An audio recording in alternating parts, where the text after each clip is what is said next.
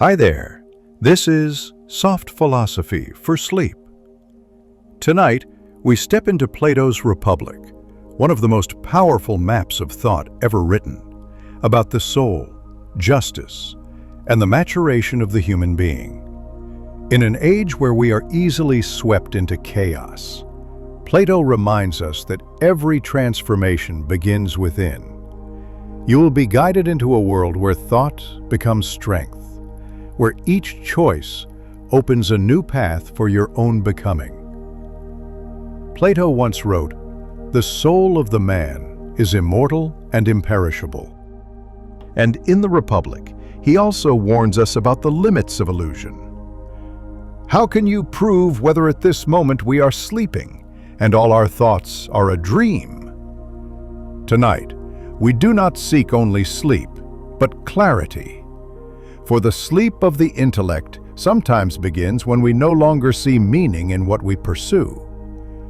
This journey will open a quiet reservoir of strength, where you regain a sense of inner order and understand why Plato believed that self-mastery is the foundation of happiness. Let these ancient ideas awaken within you a new source of motivation and open the door to 3 hours of intellect, calm, and renewal. Part 1. The origin of the dialogue. Why the Republic still lives in our time. When opening the Republic, Plato does not erect an ivory tower of philosophy detached from life. He begins with an ordinary encounter among ordinary people, in an Athens evening descending into dusk. It is precisely this simplicity that becomes the starting point for one of the deepest intellectual journeys humanity has ever taken. But what keeps this work alive is not merely its bold metaphysical arguments or the rigor of its dialogical structure. It is the fact that it touches the question every human across every era must face. What does it mean to live rightly? And deeper still, what does it mean to live as a soul in order? In this dialogue, Plato forces the reader to confront directly what we often avoid, the truth about ourselves. The work does not simply search for justice as a social rule or an abstract law imposed on the collective. If that were all, the Republic could not have endured for over 2,000 years as a pillar of Western thought. What Plato truly seeks to illuminate is a spiritual order, a kind of inner architecture each individual must build in order to live a meaningful life. Thrasymachus, appearing early in the dialogue, slashes into the discussion with a reckless blow. Justice is nothing else than the advantage of the stronger. This is not merely the stubbornness of someone fond of paradox, but the echo of a very modern skepticism. Does justice truly exist, or is it merely the product of power? In today's world, where loud voices often drown out quiet values, that question feels all the more piercing. A claim that justice is nothing more than a beautiful name for the interests of the powerful forces us to ask again, if so, on what foundation can morality stand? Socrates does not refute Thrasymachus with a direct denial. He dismantles the argument at its roots, with the patience of someone who believes truth is not something to be hastily won, but something to be recognized through a process of inner illumination. And this creates the first weight of the Republic. This is not a contest of winning or losing, but a journey that opens the depths of the soul. Plato shows us that the debate about justice ultimately leads to a deeper question. What is the structure of the human soul? We live in an outer world, yet we function through an inner one, A city may fall into disorder, but true disorder arises only when individuals lose their capacity for self-governance, when the parts within them no longer harmonize. That is why Socrates proposes building a city in thought, not to design political policy, but to reflect the human soul through an enlarged model. That city is likened to a mirror of our interior. Each class symbolizes an element of the soul. Each social function symbolizes a mental function. And from here, Plato gives his famous definition of justice: to do one's own work and not to meddle with what is not one's own. Justice, in its deepest sense, is not merely about acting rightly toward others, but acting rightly within one's own internal structure. When one part of the soul usurps the place of another, disorder arises, and that disorder spreads from the individual to society. This is what makes the Republic a work beyond time. It does not speak about ancient Athens, but about the silent battlegrounds within every modern human being. We live among countless inner voices: ambition, desire, reason, emotion, fear, conviction. And they do not always coexist peacefully. When Plato begins the search for justice, he is beginning the search for order and self-mastery, the very things any person recognizes as the foundation of mature life. And on this journey, Plato evokes a very particular feeling: the sense that we stand before a mirror in which every weakness, every fracture, every deviation within ourselves becomes unmistakably clear. Yet instead of despair, that mirror offers a promise. Every soul has the capacity to be reordered, uplifted, led out of the darkness of illusion. That is why Plato constructs the following sections like spiritual steps, from the ideal city to the structure of the soul, from education to truth, from perception to liberation. And this is the crucial point. The Republic does not aim to describe the world as it is, but to open a world as the soul could become. From a modern perspective, we see Plato issuing a challenge that is anything but easy. To have a life of order, we must take responsibility for ourselves in the most radical sense. We cannot blame circumstances, society, or external injustice when within us lies disorder. Here, Plato seems almost to remind us, to change one's life, one must first change the structure of the soul. The opening of the Republic, therefore, is not merely an invitation into philosophy, but an invitation into our own lives. It makes us curious, uneasy, contemplative, yet simultaneously touches the deepest part of our humanity, the longing to live true to our better nature. When Thrasymachus grows angry, when Socrates remains patient, when arguments collide, we feel the tension of a search for meaning. And within that tension, Plato plants a powerful inspiration. Philosophy is not an escape from life, but a way of living it more lucidly. The Republic begins like a banquet of argument, yet ends as a spiritual map. And that beginning, though simple, carries a guiding force, for it makes us face the greatest question of our lives. Who are we when standing before our own conscience? And the answer is never pre-written. It opens a journey each of us must walk, with the light Plato offered centuries ago. Part 2. Justice and the nature of the soul, the quest begins.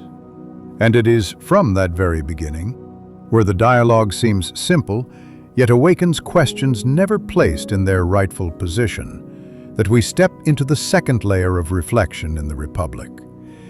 If justice is not the advantage of the stronger, then what is justice truly? This is no longer a question for society alone, but for every person trying to live a life that does not betray itself. Plato initiates the journey with characters who each embody a different understanding of what it means to live rightly.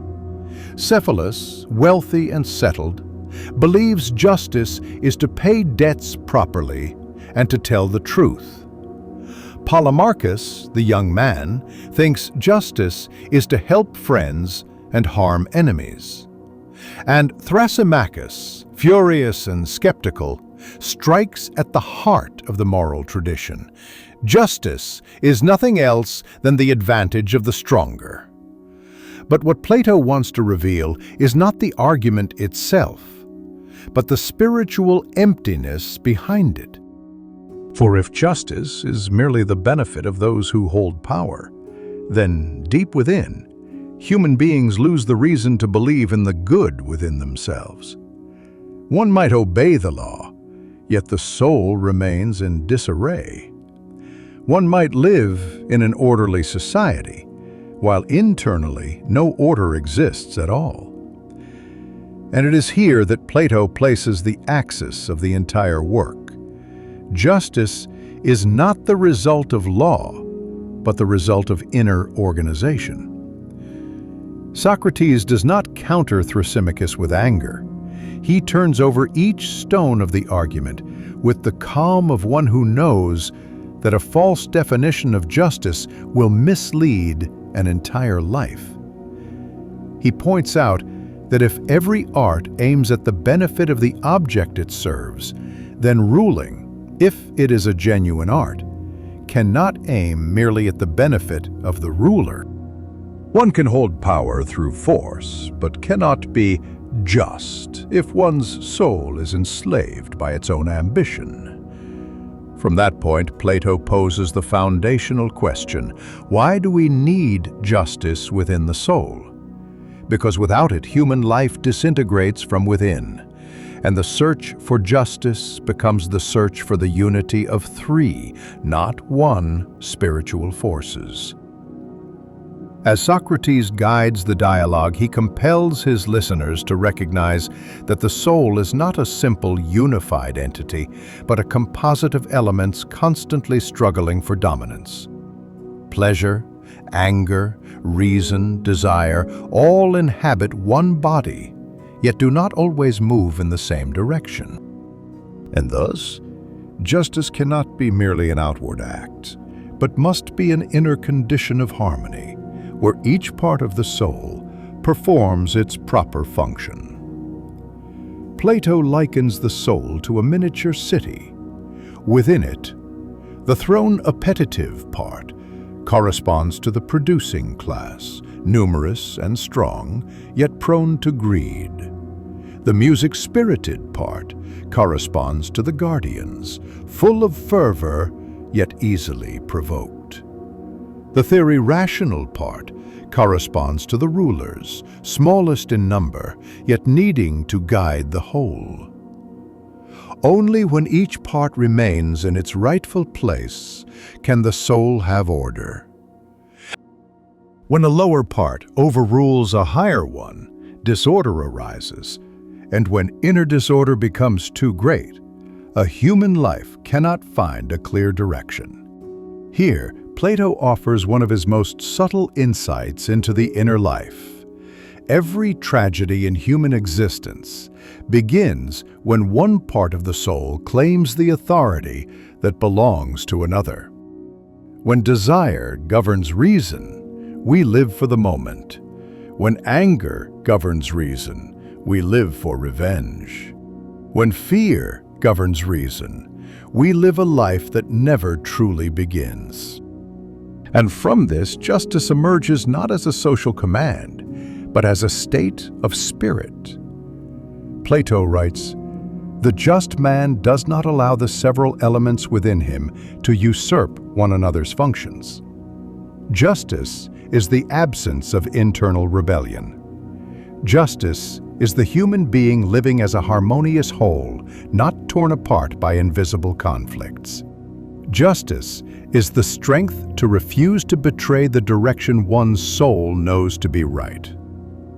To reach this definition, Plato needs a larger image, a model of society magnifying the soul, allowing people to see what they often fail to recognize within themselves. That is why he proposes building an ideal city, not to impose it on reality, but to illuminate our inner structure. The city is merely the instrument. The soul is the true subject. And along this journey, Plato defines not only justice, but maturity. For the mature person is not the one who holds power, but the one who holds order. The mature person is not the one who wins arguments, but the one who wins the dialogue with themselves. The mature person is not the one who conquers the outer world, but the one who conquers the chaos within. As this section concludes, Plato quietly opens a path. To understand justice, build a city. But that city does not lie on any map. It lies within the soul. And to construct it, we must learn to train those who protect it, nourish it, and guide it, the three parts of ourselves. From here, the journey leads us to the next natural and inevitable question. If the soul is a miniature city, then where must education, the shaping of the soul, begin? And how must it unfold? And that is where Plato guides us into part 3, education as the soul's formative journey. Part 3, education as the soul's formative journey. And it is from that very question, where education must begin in a soul conceived as a miniature city, that Plato leads us into a broader plane of reflection. No inner order can be formed without a true kind of education. Not education of information, and certainly not education for the marketplace, but a process of refinement, a slow, deliberate shaping of the soul to help it return to its own inherent goodness. For Plato, human beings are not born as themselves.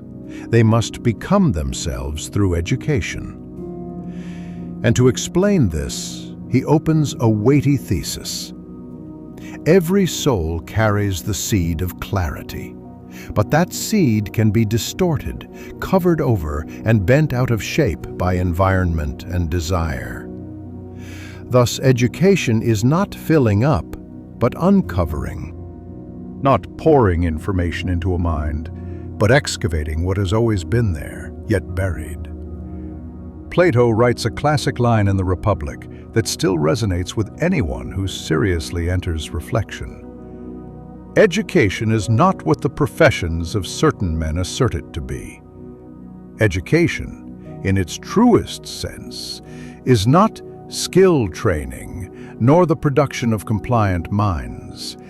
Education is a turning of the entire soul, an act of directing the human gaze from darkness to light, from the opacity of illusion to the clarity of truth.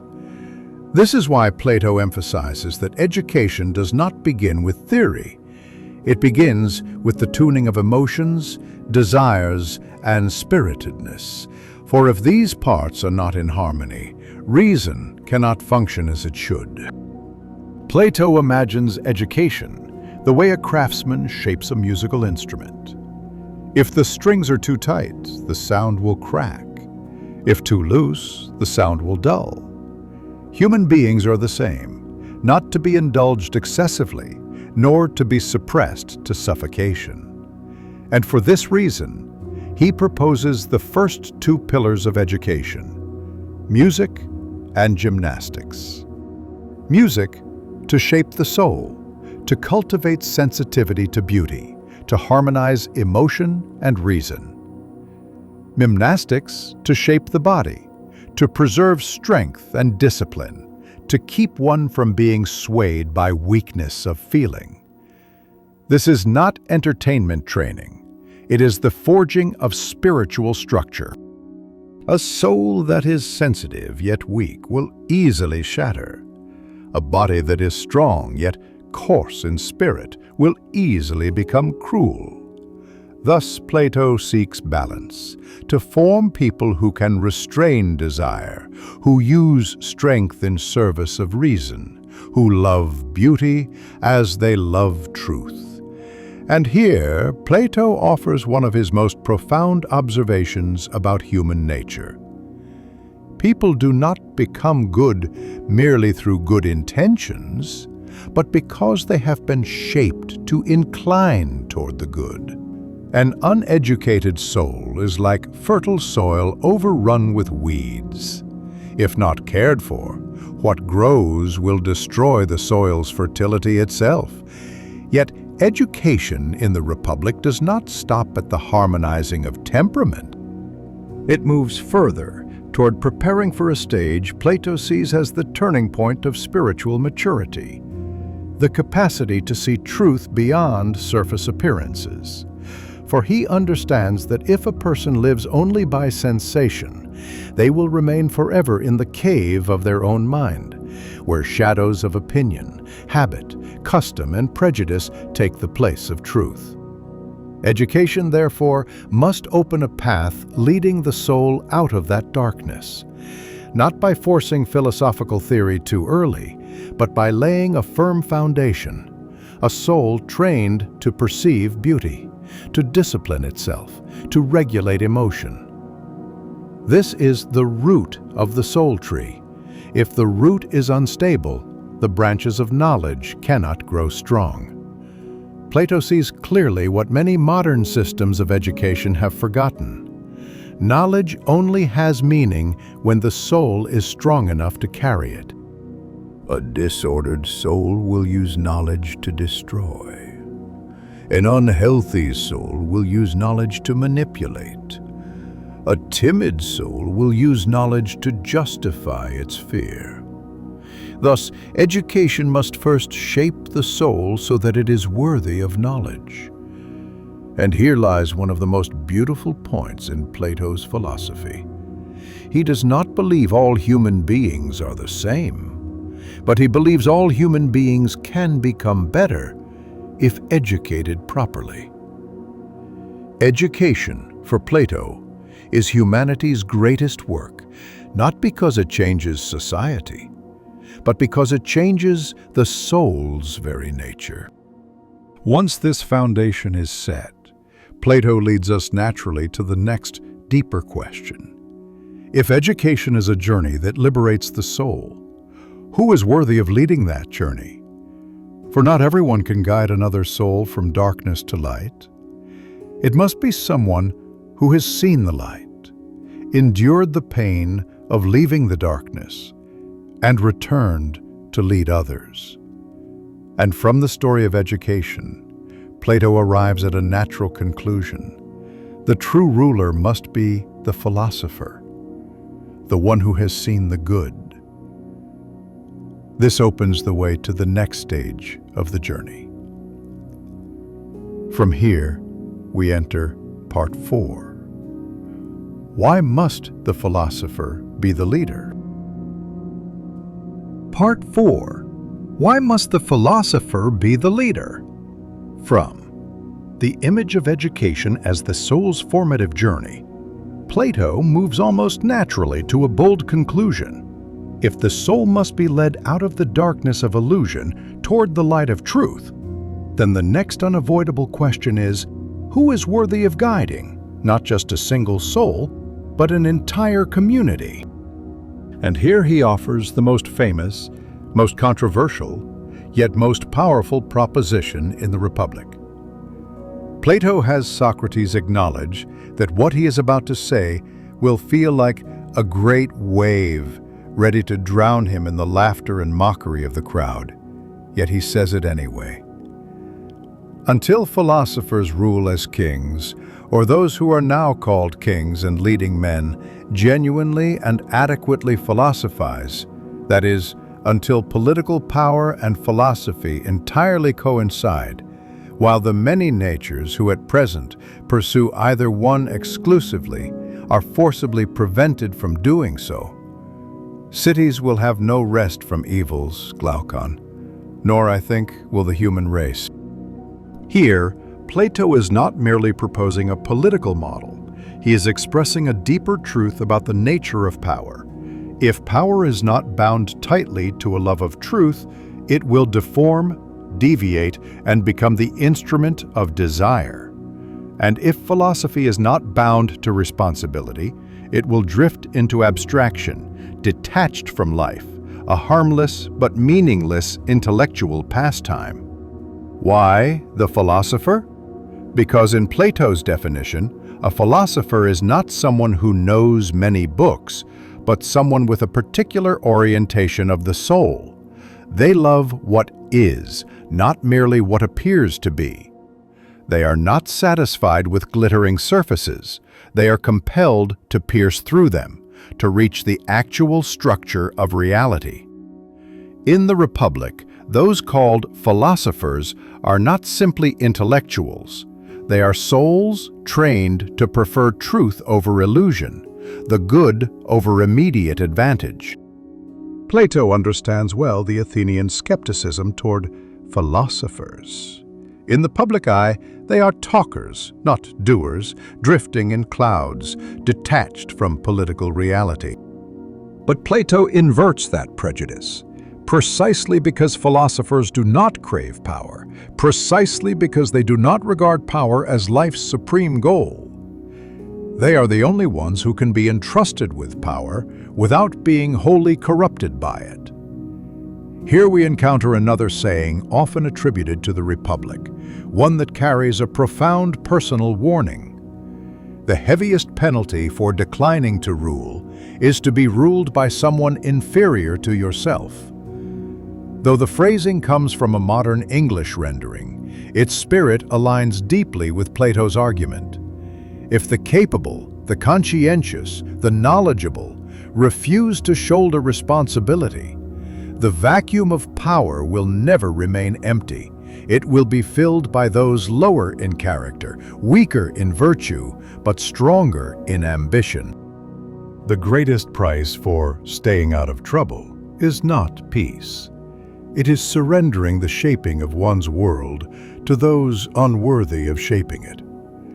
In its deeper layer, Plato's proposition is not only about politics. It is about every form of leadership in personal life. When a person capable of guiding themselves gives up, they become ruled by the lesser parts of their own soul, by desire, by fear, by laziness. When a person capable of standing for what is right remains silent, they allow someone inferior, cowardice, compromise, to captain their life. The philosopher, in Plato's vision, is one who has traveled far enough on the educational path that they are no longer deceived by false lights. They no longer confuse reputation with worth, money with happiness, noise with meaning. They are shaped by a long process: music, gymnastics, mathematics, geometry, astronomy, and finally dialectic, not so they may excel in many fields, but so their soul becomes accustomed to clarity, to order, to the beauty of a structured cosmos. They become those who, as Plato describes, see behind the countless appearances and recognize a single, unchanging form standing as the standard for all judgment. Therefore, when Plato says philosophers rule as kings, he is not elevating an elite, self-appointed class. He is saying that those truly worthy of leading are those who have seen the good more clearly than anyone else. For if one does not know what the good is, every decision eventually devolves into calculations of advantage, reputation, or fear. A leader who cannot see the good will always be pulled toward the convenient, the easy, the immediately profitable. In a motivational light, this message strikes directly at the tension many modern people feel. We want to live well, but fear responsibility. We want the world to improve, but want no part in politics. We want our environment to be less toxic, but do not want to be the ones who speak difficult truths. Plato seems to look directly at us and say, when the capable refuse leadership, the lesser will lead them. This is true in a company, a family, a circle of friends, and most of all, within the inner life. In the soul, the philosopher is the clear-sighted rational part, the part that sees long-term consequences, the part that understands what is truly good, the part that honors the good above short-lived pleasure. When this part refuses to rule, the heaviest penalty is that we become governed by the inferior parts within ourselves. Plato's proposition is therefore both a standard and a call. Afflict the clearest part of you speak. Let the part of you that loves truth steer your decisions. Let the part of you that sees beyond present fear become the leader of your life. And if you possess ability, understanding, and conscience in any community, family, work, society, Plato nearly forces you to confront this uncomfortable question. Are you avoiding leadership out of humility or out of fear? If you step back, who will step forward in your place? And are you prepared to live in a world shaped by them? Yet Plato knows that merely saying the philosopher must lead is insufficient. He must answer a harder question. What does the philosopher see that others do not? Why is their vision so different that they deserve the burden of leadership? To answer, he does not offer a dry definition, but a series of images: the sun, the divided line, and above all, the allegory of the cave. Thus, after declaring that only when political power and philosophy entirely coincide will cities have no rest from evils, Plato does not stop at political reasoning. He leads us into a deeper existential meditation. What we call reality may be nothing more than shadows on a cave wall, and the philosopher is the one willing to endure the pain of stepping into the light, then endure the ridicule of returning to guide those still in darkness. From here, our journey in the Republic enters one of the most enduring images in Western philosophy, the cave and the path from darkness to light, where Plato shows that the philosopher is not simply more intelligent, but someone who has paid the greatest spiritual price to live closer to truth. This opens the door to Part 5, the allegory of the cave, the nature of knowledge and inner freedom. Part 5, the allegory of the cave, the nature of knowledge and inner freedom. From the image of the philosopher being compelled to shoulder the responsibility of leadership, Plato recognizes an even harder truth to accept. Most people do not want to leave their comfort zone, even when that comfort zone is nothing more than a narrow cave filled with darkness. And to portray this stubborn attachment to illusion, he tells a story that has become one of philosophy's most immortal symbols, the allegory of the cave. He begins with a line at once gentle and one that vibrates softly at the bottom of the soul. "And now," I said, "let me show in a figure how far our nature is enlightened or unenlightened. Behold, human beings living in an underground den." No longer abstract debate. Plato invites us to look, to see. Human beings change since childhood, their legs and necks bound, able only to face forward toward a blank wall. Behind them burns a fire. Between the fire and the prisoners lies a walkway where people pass carrying objects, statues, and shapes. The shadows of these objects flicker on the wall, and for those prisoners, that is the entire world.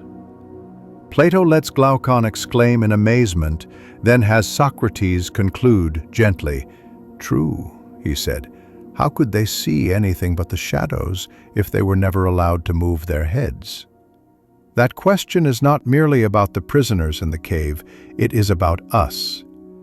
If all our lives we look in one direction, hear only one kind of voice, live within a single set of values, how could we possibly see anything beyond the shadows our environment is painted on the wall? How could we distinguish truth from mere projection? Plato goes further. He claims that for such prisoners, the truth would be literally nothing but the shadows of the images, meaning what they call truth is not truth, but habit repeated long enough. Anything that disrupts that habit will be seen as dangerous, suspicious, even worthy of being destroyed. If we stop here, the allegory of the cave is merely a sad tale of collective ignorance. But Plato does not tell this story to ridicule others. He holds it up as a mirror to each soul. The cave is not necessarily a place. It can be an outdated belief we cling to, though we know it is no longer true. An toxic relationship that feels familiar. And living or working environment that drains us, yet we call it stable. An scribed if image repeated so long that we mistake it for our true identity. The chains Plato describes, binding the legs and neck, preventing one from turning, are not merely physical. They symbolize habit, fear, and intellectual laziness. We do not turn our heads not because we cannot, but because turning would hurt. And Plato states it plainly. When a prisoner is freed, forced to stand, to lift their neck, to walk, to look toward the light, that person is in pain, dazzled, confused, and distressed. Light does not arrive as a gentle gift. It arrives as a shock. Here, we encounter a profound truth about growth. Every step we take toward truth is accompanied by a pain in the spirit. Pain from admitting we were wrong. Pain from leaving behind what we once believed was everything. Pain from realizing that years may have been spent living among shadows, not realities. Yet precisely this pain is the first step toward inner freedom. Plato does not promise that truth will be pleasant. He only says that it is real. And only with what is real can the soul achieve the order the Republic strives to uncover. The allegory of the cave is also a roadmap for every personal transformation. 1. Ichestevo stage of comfortable darkness. We grow used to the wall, the shadows, the echoes, the familiar explanations. We believe this is life. 2. The stage of being pulled up. Someone, a teacher, a crisis, a failure, a heartbreak, unshackles us, not because we want it, but because we must. We grow angry, we resist, we long to return. 3. Ithana stage of painful vision. Everything new is blinding. We do not understand. We wonder whether these new truths are any more trustworthy than the old ones. We doubt, we tire, sometimes we despair. 4.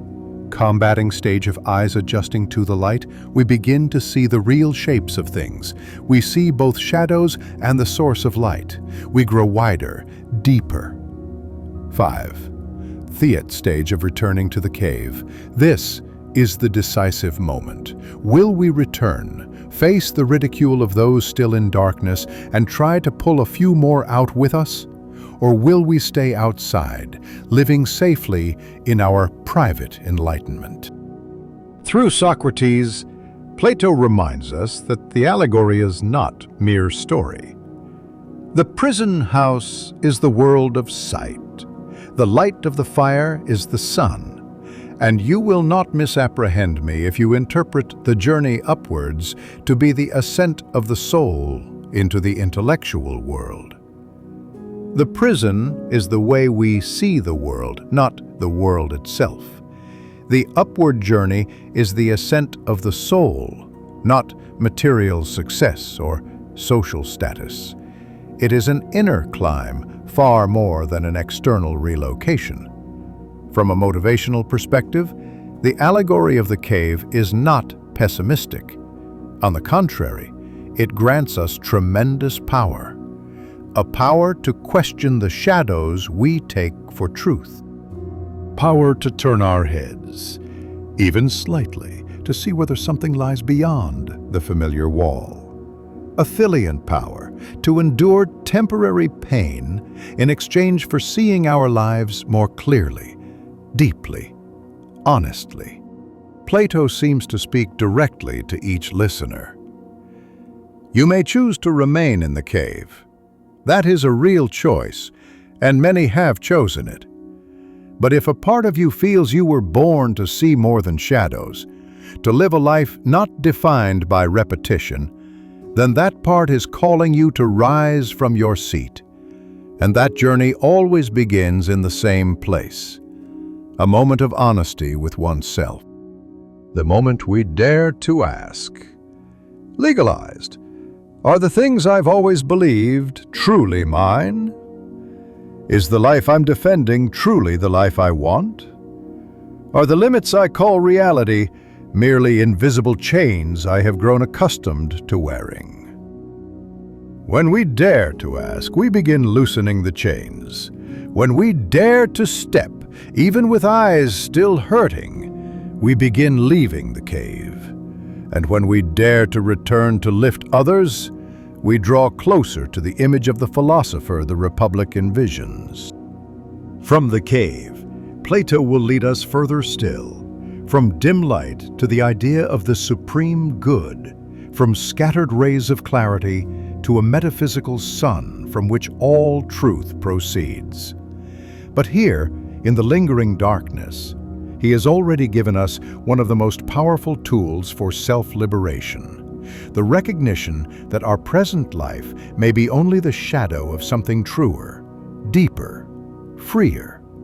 And that is the door opening into Part 6, Truth, the Good, and the Sun of the Soul. Part 6, Truth, the Good, and the Sun of the Soul. From the darkness of the cave, where human beings have grown accustomed to the trembling shadows on the rock wall, Plato does not end with describing liberation. He leads us further, into a depth not every soul is ready to accept. If there is a light that allows us to see the world clearly, then what is that light itself? If knowledge is merely the capacity to see, then what is the spiritual equivalent of the sun, the source that makes seeing possible at all? Here, Plato introduces the highest, most elusive, yet most central idea of the entire Republic, the good. Not good in the narrow moral sense, not the polite correctness we often associate with virtue, but the supreme principle, the source of illumination that makes all truth, all value, all order intelligible. He writes, "In the world of knowledge, the idea of good appears last of all, and is seen only with an effort. And immediately after, and when seen, is also inferred to be the universal author of all things beautiful and right, parent of light, and of the Lord of light in this visible world." These lines open a radically different understanding of knowledge and human motivation. For Plato, it is not enough to know what is right. We must know why it is right, where it points, and by what light it is illuminated. Without the good, knowledge becomes a collection of scattered fragments, easily bent toward momentary advantage. This is why he compares the good to the sun in the visible world. The sun is not the eye, yet without light, the finest eye sees nothing. Likewise, the good is not a specific body of knowledge, not a discipline, not a profession, not a skill. But without its illumination, all understanding is dim. Plato states, "The good is not the essence, but far exceeds essence in dignity and power." Here we touch something crucial for anyone seeking a meaningful life. Knowledge may give us ability. Discipline may give us strength. Rationalizations may give us drive. But only orientation toward the good gives us direction. Without direction, everything collapses into endless pursuit. Money, reputation, power, approval. They are like stage lights, bright, intoxicating, dazzling, yet they never become the true sun of the soul. In fact, they often cause the soul to go blind, accustomed to artificial light, while forgetting the primal source. Plato emphasizes that the idea of good appears last of all, and is seen only with an effort. This means the good is not life's starting point, but its spiritual summit. It does not reveal itself to the impatient, to those who wield knowledge for advantage, or to those who treat thought as a tool of profit.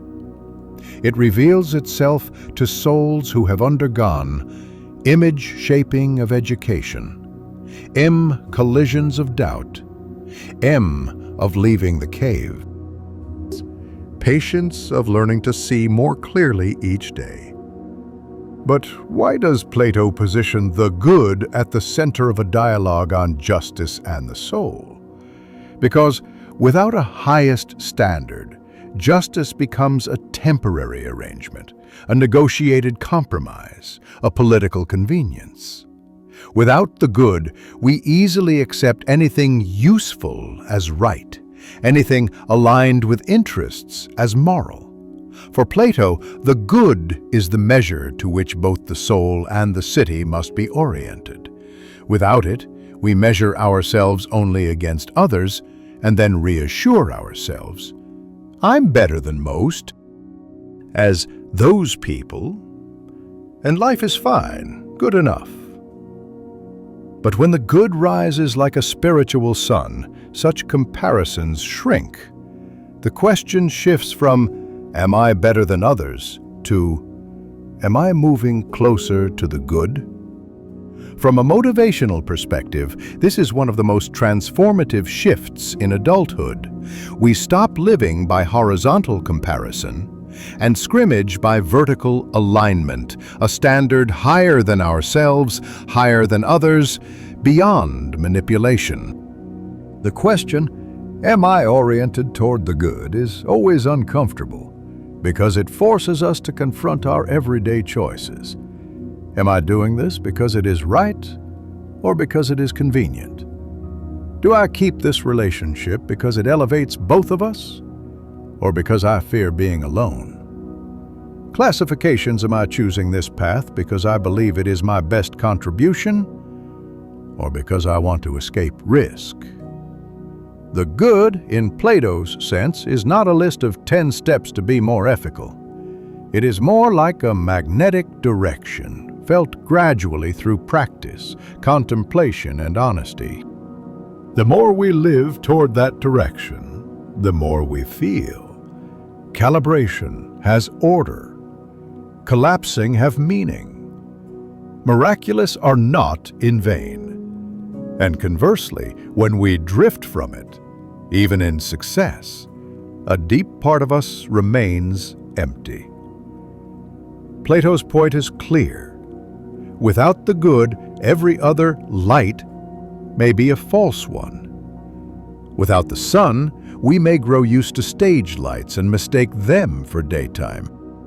Thus, the metaphor of the sun and the good becomes a reminder for anyone seeking not just a fine life, but a right one. Let every success be questioned by the good. Let every ambition be illuminated by the good. Let every plan be tested by the question, does this bring my soul closer to the good, or only deeper into a better decorated cave? Plato does not demand immediate answers, but he does demand that we dare to ask. And the moment we dare to ask is already a spiritual advancement, already a step beyond the safety of shadows. From the sun and the good, the Republic opens into an even more detailed map. How the soul ascends through levels of understanding, from conjecture to belief, from thinking to knowledge. The image of the divided line is not a dry philosophical diagram. It is a roadmap for self-location. At what degree of clarity am I seeing life? And this is the doorway leading us into Part 7, the divided line, the stages of knowledge and the mind's journey to maturity. Part 7, the divided line, the levels of knowledge and the mind's journey to maturity. From the image of the sun and the good, Plato understands that speaking about the highest light is not enough. If the soul is truly to move, human beings need a more concrete map. From darkness to light, from vagueness to clarity, from opinion to knowledge. How does that journey actually unfold? Not everyone steps straight from the cave into the sunlight. Most of us pass through gradual stages, half-lit regions, and hesitant ascents. To describe this, Plato introduces another image, simple yet rich in suggestive power. The divided line. He tells us to imagine a straight line, then divide it into two uneven sections. The lower section represents the world perceived by the senses. The upper section represents the world grasped by the intellect. But he does not stop there. Each section is divided again, giving us 4 parts corresponding to 4 states of the mind. Each state is not merely a degree of knowledge, but a way of living, a mode of being in the world. At the lowest part of the line, Plato places imagination, or more accurately, conjecture based on images. This is the realm of shadows, reflections, rumors, fragments of information, things we glimpse and instantly treat as truth.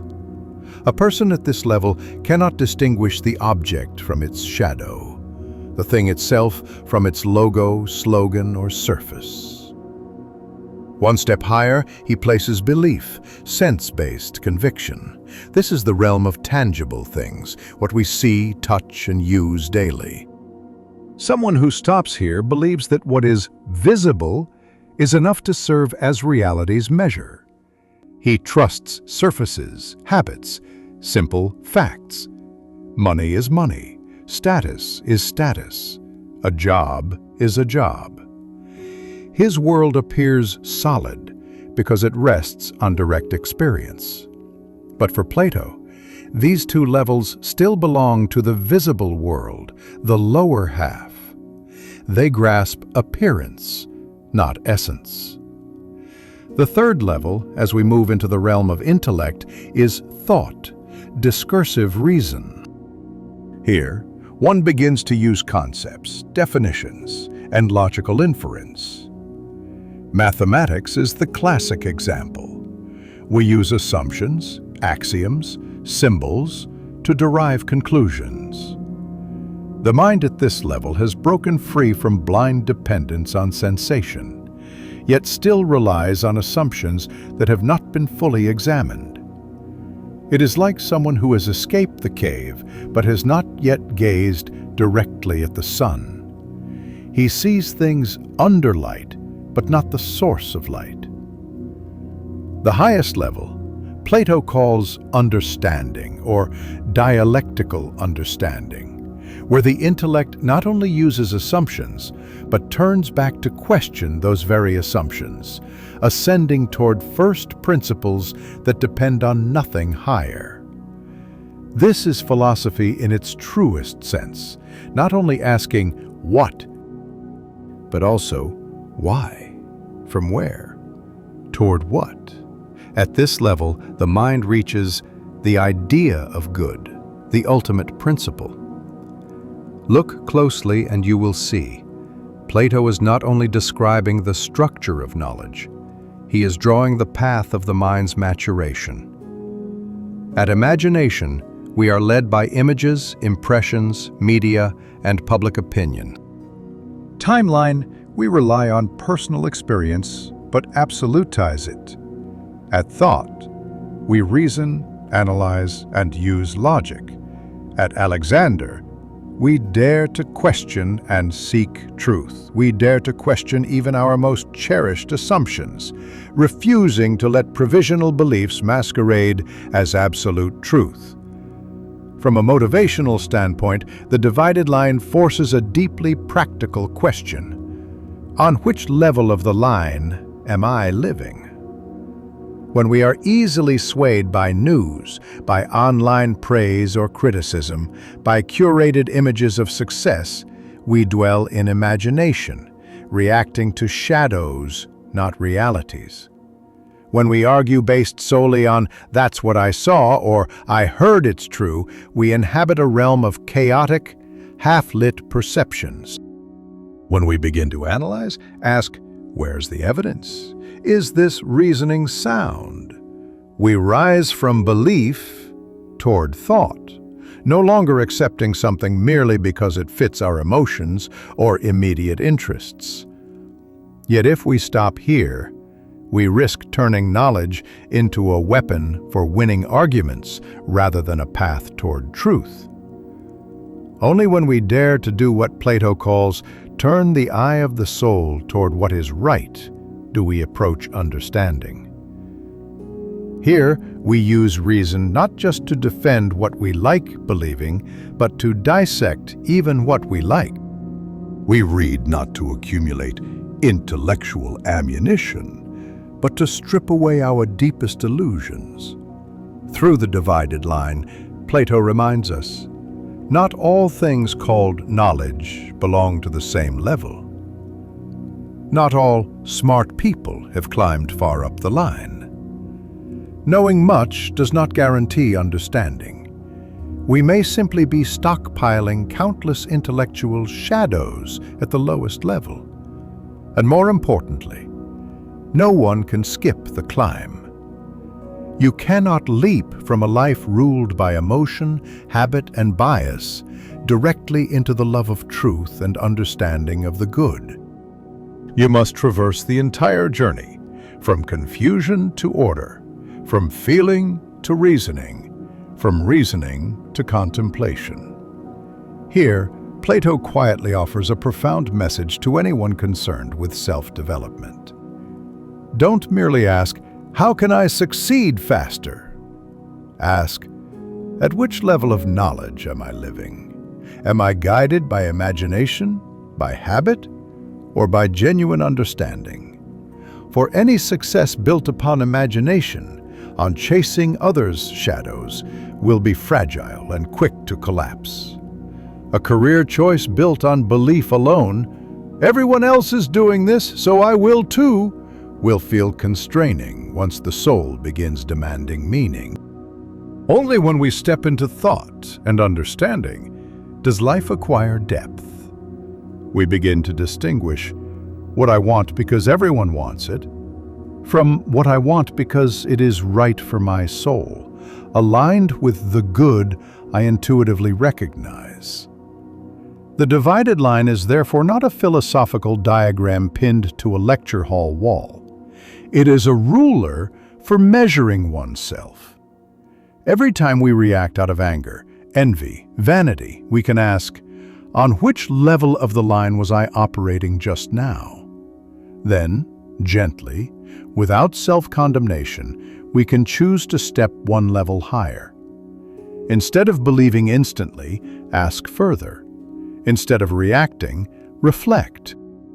Confiscated ego, let truth, even if uncomfortable, speak.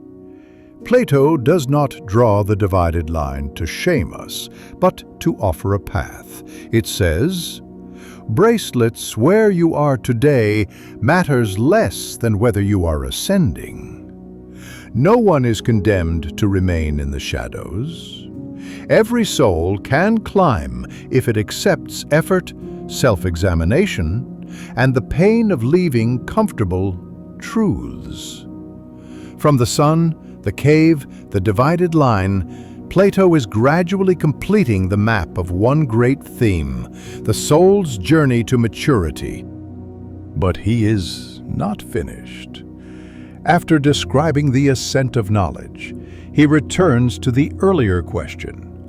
If the soul has structure, if knowledge has levels, then what happens when the soul loses its order? When the lower parts rule the higher parts, not only within individuals, but within an entire city? This question leads us into another dimension of the Republic, the degeneration of political forms as mirrors of the soul's internal collapse. And that is where we step into Part 8, the corruption of the soul and the collapsing forms of life, from aristocracy to tyranny. Part 8. The degeneration of the soul and the collapsing forms of life, from aristocracy to tyranny. From the map of knowledge with its 4 rungs that Plato lays out in the divided line, he does not stop at the depths of cognition. He returns to one of the most powerful intuitions of the Republic. The city is nothing but the soul writ large.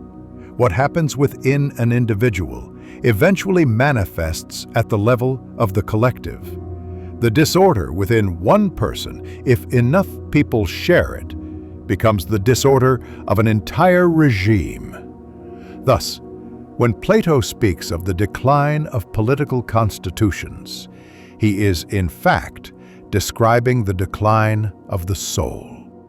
In Republic, Book 8, after outlining the model of the ideal city, where reason rules in accordance with the good as the supreme standard, Plato begins describing a downward slide, from aristocracy, the rule of the best souls, to timocracy, then oligarchy, democracy, and finally, tyranny.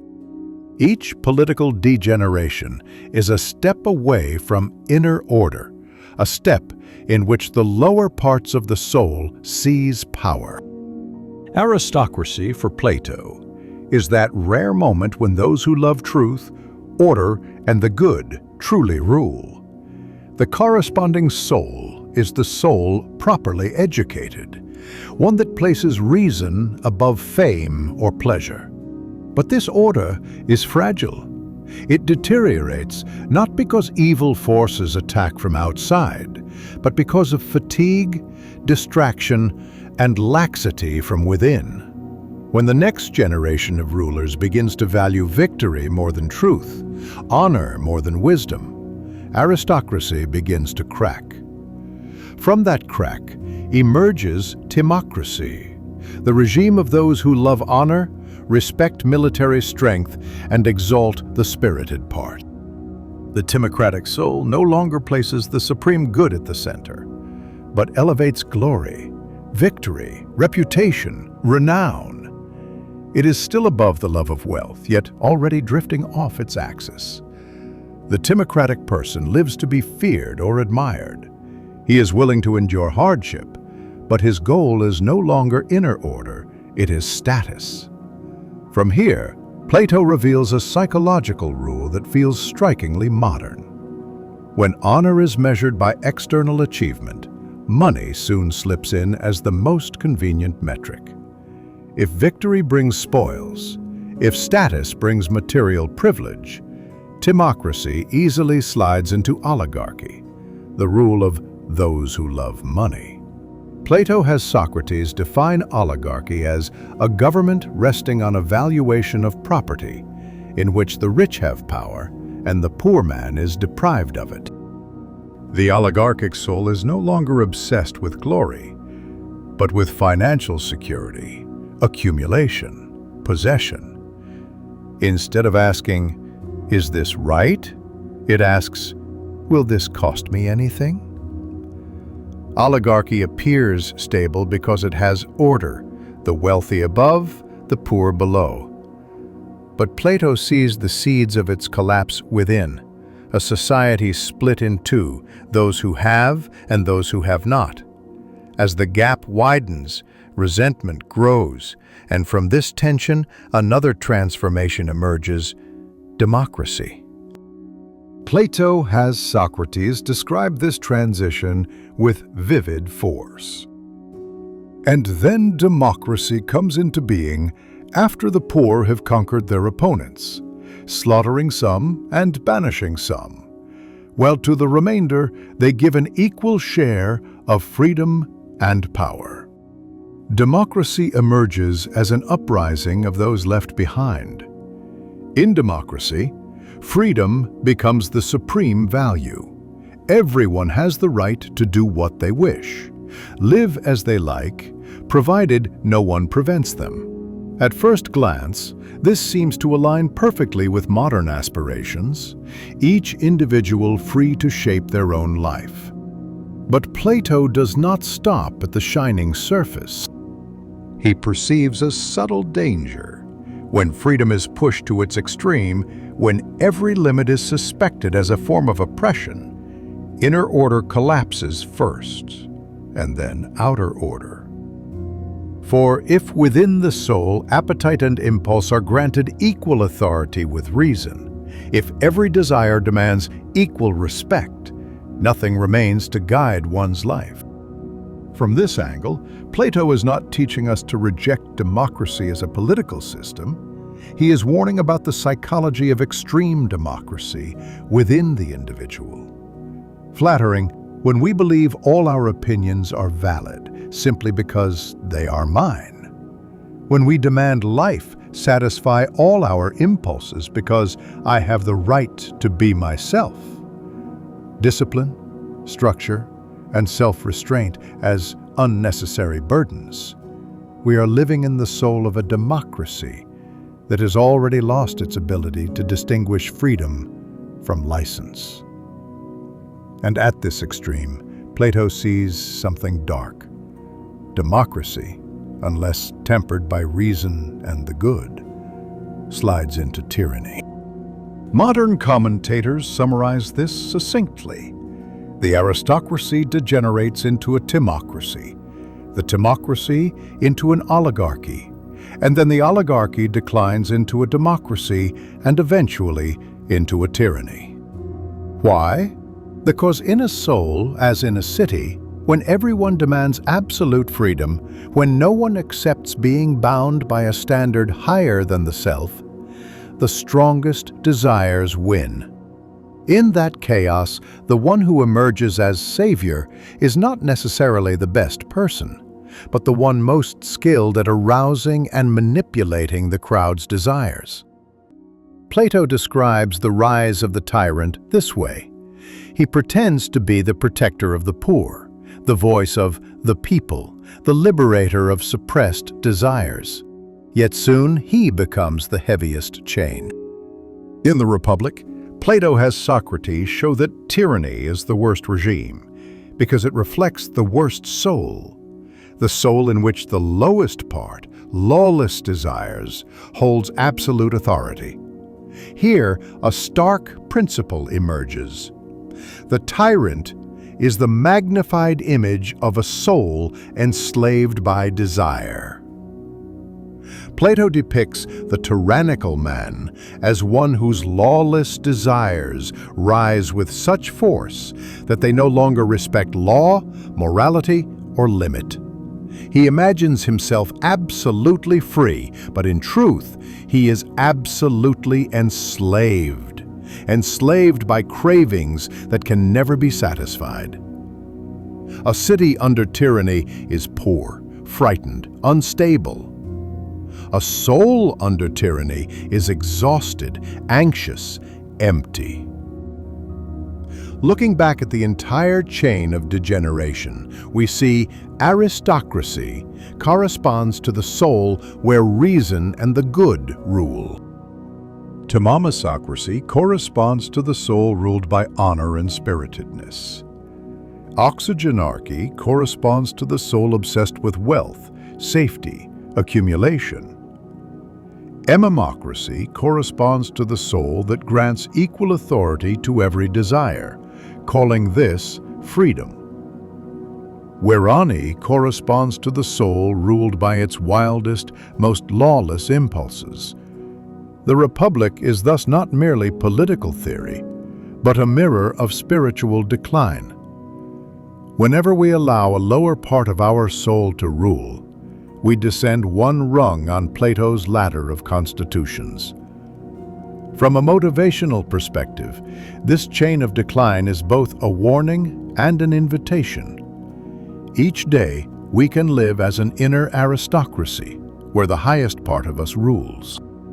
Or we can slip into timocracy, living for honor. Slide further into oligarchy, living for money. Then democracy, living for I want, I feel, I choose. And without vigilance, we fall into tyranny, ruled by our own compulsions, losing every trace of self-mastery. Plato does not outline this downward spiral to condemn us, but to give us a chance to recognize ourselves. Whenever we act solely from fear of financial loss, fear of embarrassment, or fear of losing our freedom to indulge impulse, that is the moment to pause and ask, who is ruling the city of my soul right now? If the answer makes us uncomfortable, that is not the end. It is the beginning of the journey back. And only on this foundation of understanding decay can Plato draw the contrast. The just soul, the ordered soul, the self-mastered soul.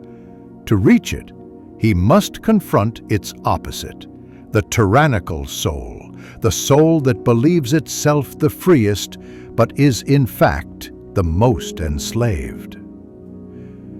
From here, our journey through the Republic moves into the heart of that contrast, justice as inner order and the tragedy of the tyrannical soul, showing why Plato insists that the just person, even poor, weak, or despised, is still happier than the unjust man who holds all power.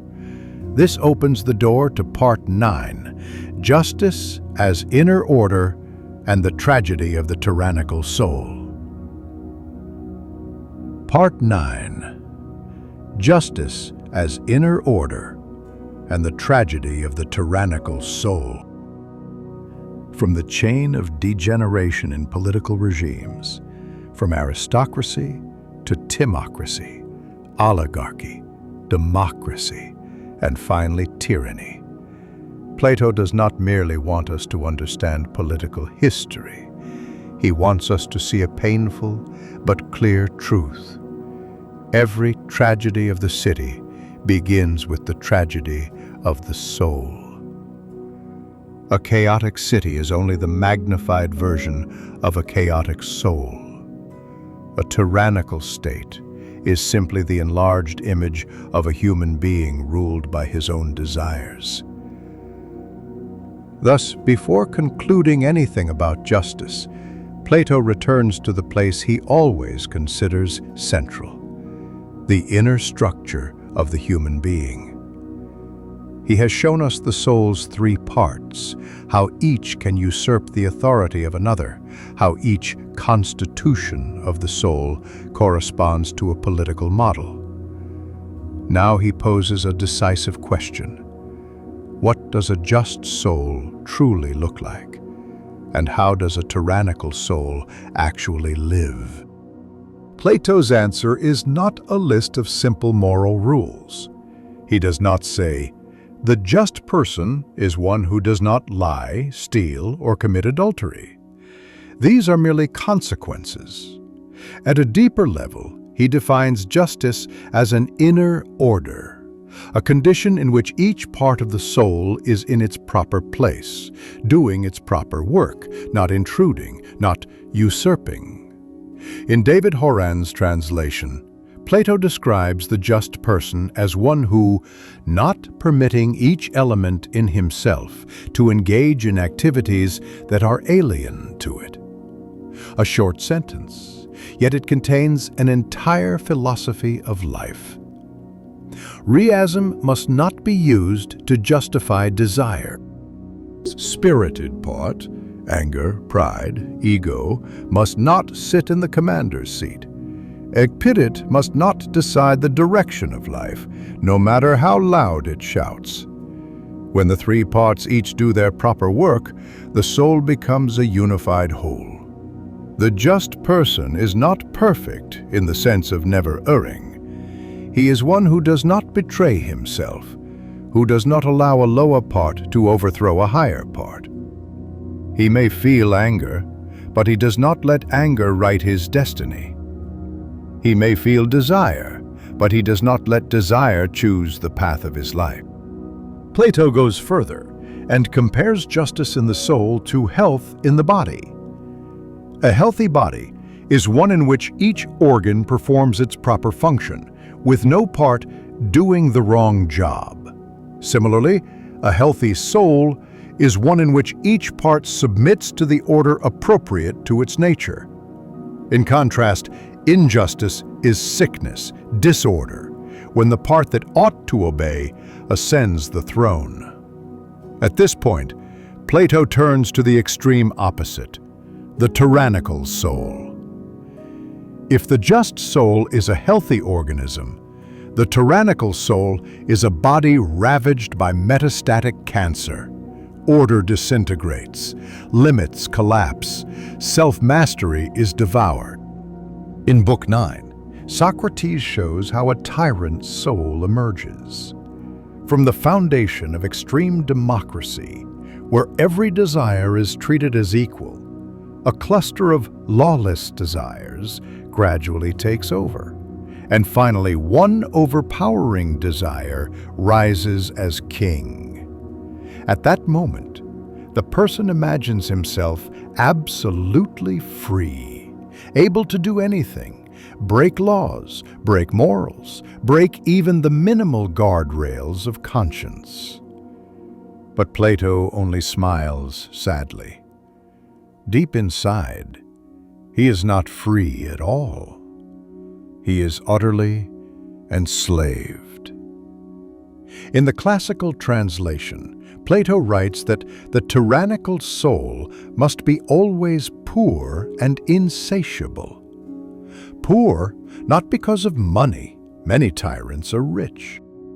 Poor because of lacking order, lacking peace, lacking the capacity for enough. Never enough power, enough pleasure, enough admiration, enough praise.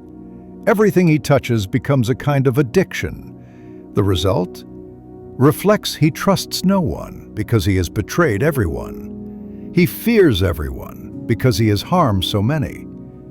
He is lonely in the midst of crowds, chaotic in the depths of himself. Plato has Socrates emphasize further. A city under a tyrant is poor, fearful, unstable, and so is the tyrannical soul, always impoverished, always anxious, always torn by inner conflict. If we compare this with the present, the image is not foreign at all. Every time we allow a momentary desire, money, romance, status, pleasure, to take the central throne, we are building a miniature tyranny inside. Sacrificing and right, but deliberately do the opposite because I want to? That is an internal coup. When we use our intelligence to justify choices we know are wrong, we are making reason the servant of desire. Climaxing in action, we can no longer sit alone with ourselves, needing constant distraction to forget, to numb, to flee. We taste something of the tyrannical soul's life. Noisy on the outside, hollow on the inside. From here, we finally understand why the Republic does not merely ask, "What is justice?" but also a deeper question. Is the just person happier than the unjust person? This is not an academic puzzle. It is an existential one.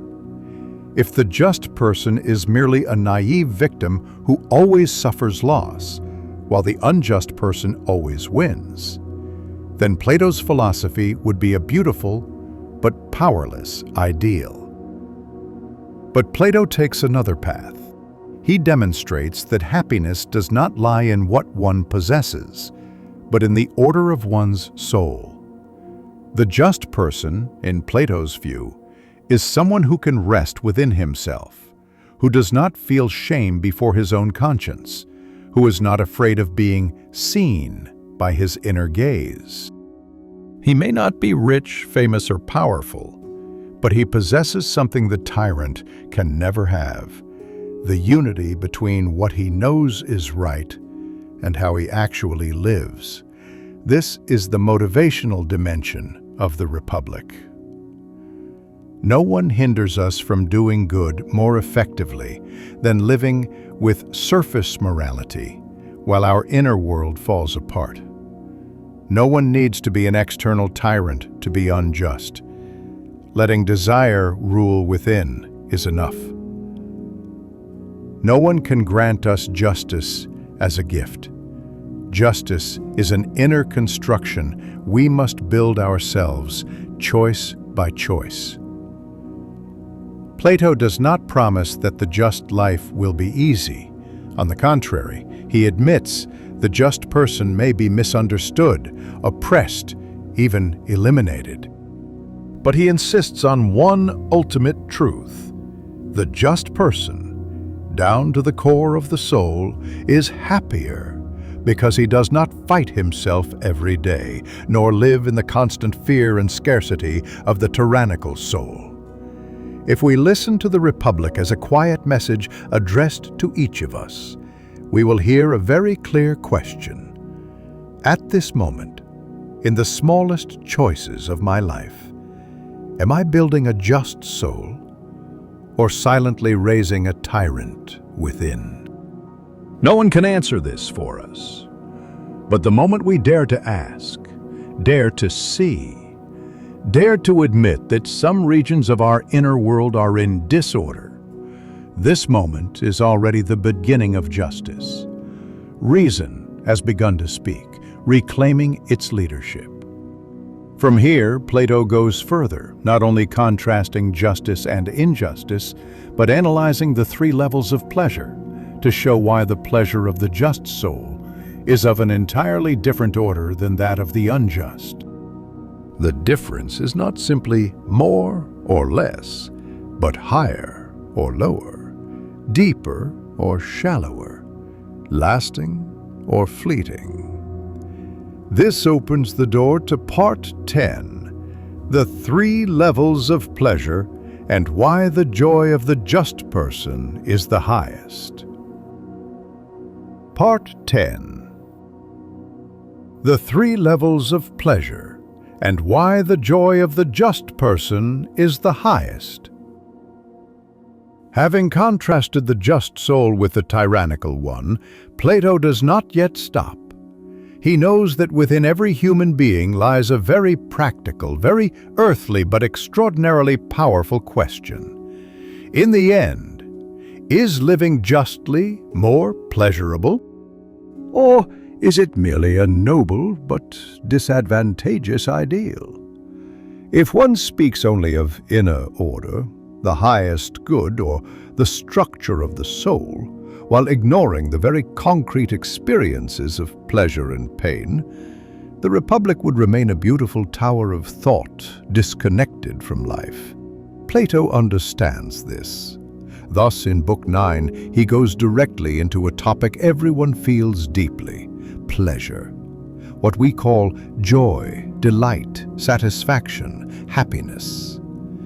But instead of using moral cliches to judge pleasure, Plato takes a more subtle route. He classifies it.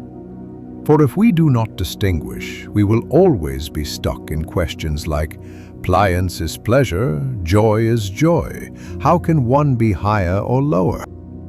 Plato answers, not all pleasures share the same nature. Some pleasures are merely the ending of pain, giving us the illusion of joy while we have only escaped a worse state. Others belong to an entirely different dimension, the joy of the soul being lifted toward the good, the joy of the highest part of us being nourished properly. He begins by linking each kind of pleasure to the three parts of the soul. The appetitive part enjoys bodily pleasures: food, drink, sex, money, consumption, sensory stimulation. The spirited part enjoys victory, honor, status, the feeling of being respected. The rational part delights in learning, understanding, contemplation, in touching truth, in arranging the world with clarity inside the mind. Plato says, each of us, depending on which part dominates, becomes the advocate for the pleasure associated with it. The money-driven person says, without wealth, what happiness is there? The honor-driven person insists to be respected, to hold status. That is the true life. But the one who loves wisdom feels a joy the others cannot comprehend. The joy of seeing what one has never seen, understanding what one has never understood, perceiving a deeper order in the world and within oneself. Here, Plato offers a simple but penetrating test.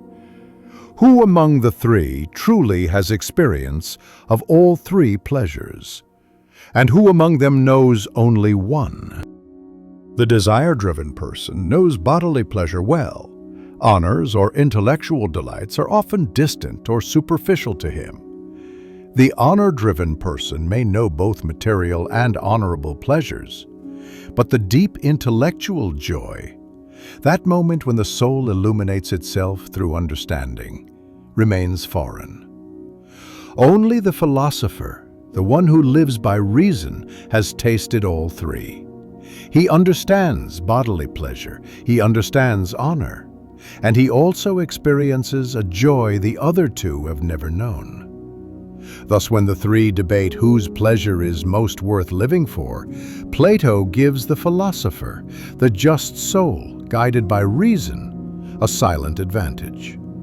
He has traveled across all levels, while the other two remain confined to the lower zones. But Plato does not stop at experiential argument. He takes another step, an analysis of the nature of pleasure.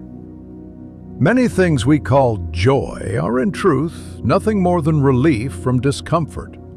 When hungry, eating feels good. But the good arises only because we have escaped the discomfort of hunger.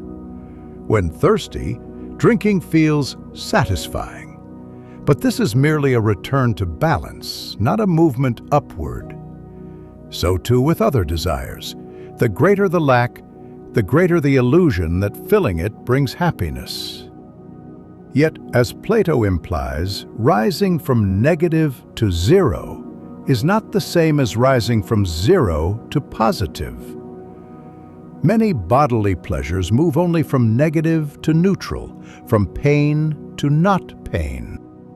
They do not elevate the soul, they simply extinguish fire temporarily.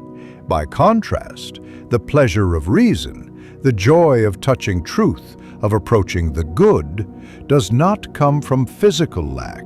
It is the positive growth of the soul. It is like light growing gradually in a room that was no longer dark. With every new understanding, we do not merely become less blind, but see more depth, detail, structure, meaning. Thus, Plato wishes to say, a splash pleasure of appetite is real, but shallow and fleeting. The pleasure of honor is real, but heavily dependent on others. They praise, you rejoice. They forget, you collapse.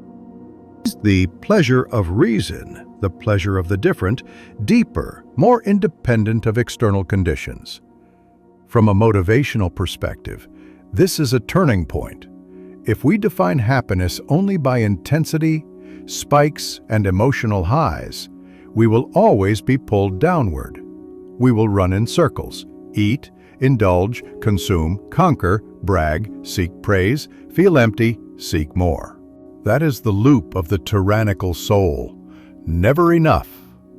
But if we begin to define happiness, as Plato suggests, as inner order plus nourishment of the highest part of the soul, then the center of gravity in our life will gradually shift from "what do I want right now" to "which part of my soul does this feed?"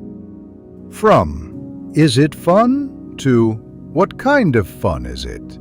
Low or high, short-lived or deep. Plato does not ask us to reject bodily or honorable pleasures.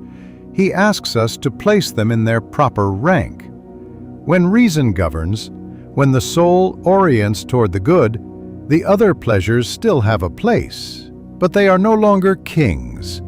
They become servants to a higher purpose rather than masters dragging us around.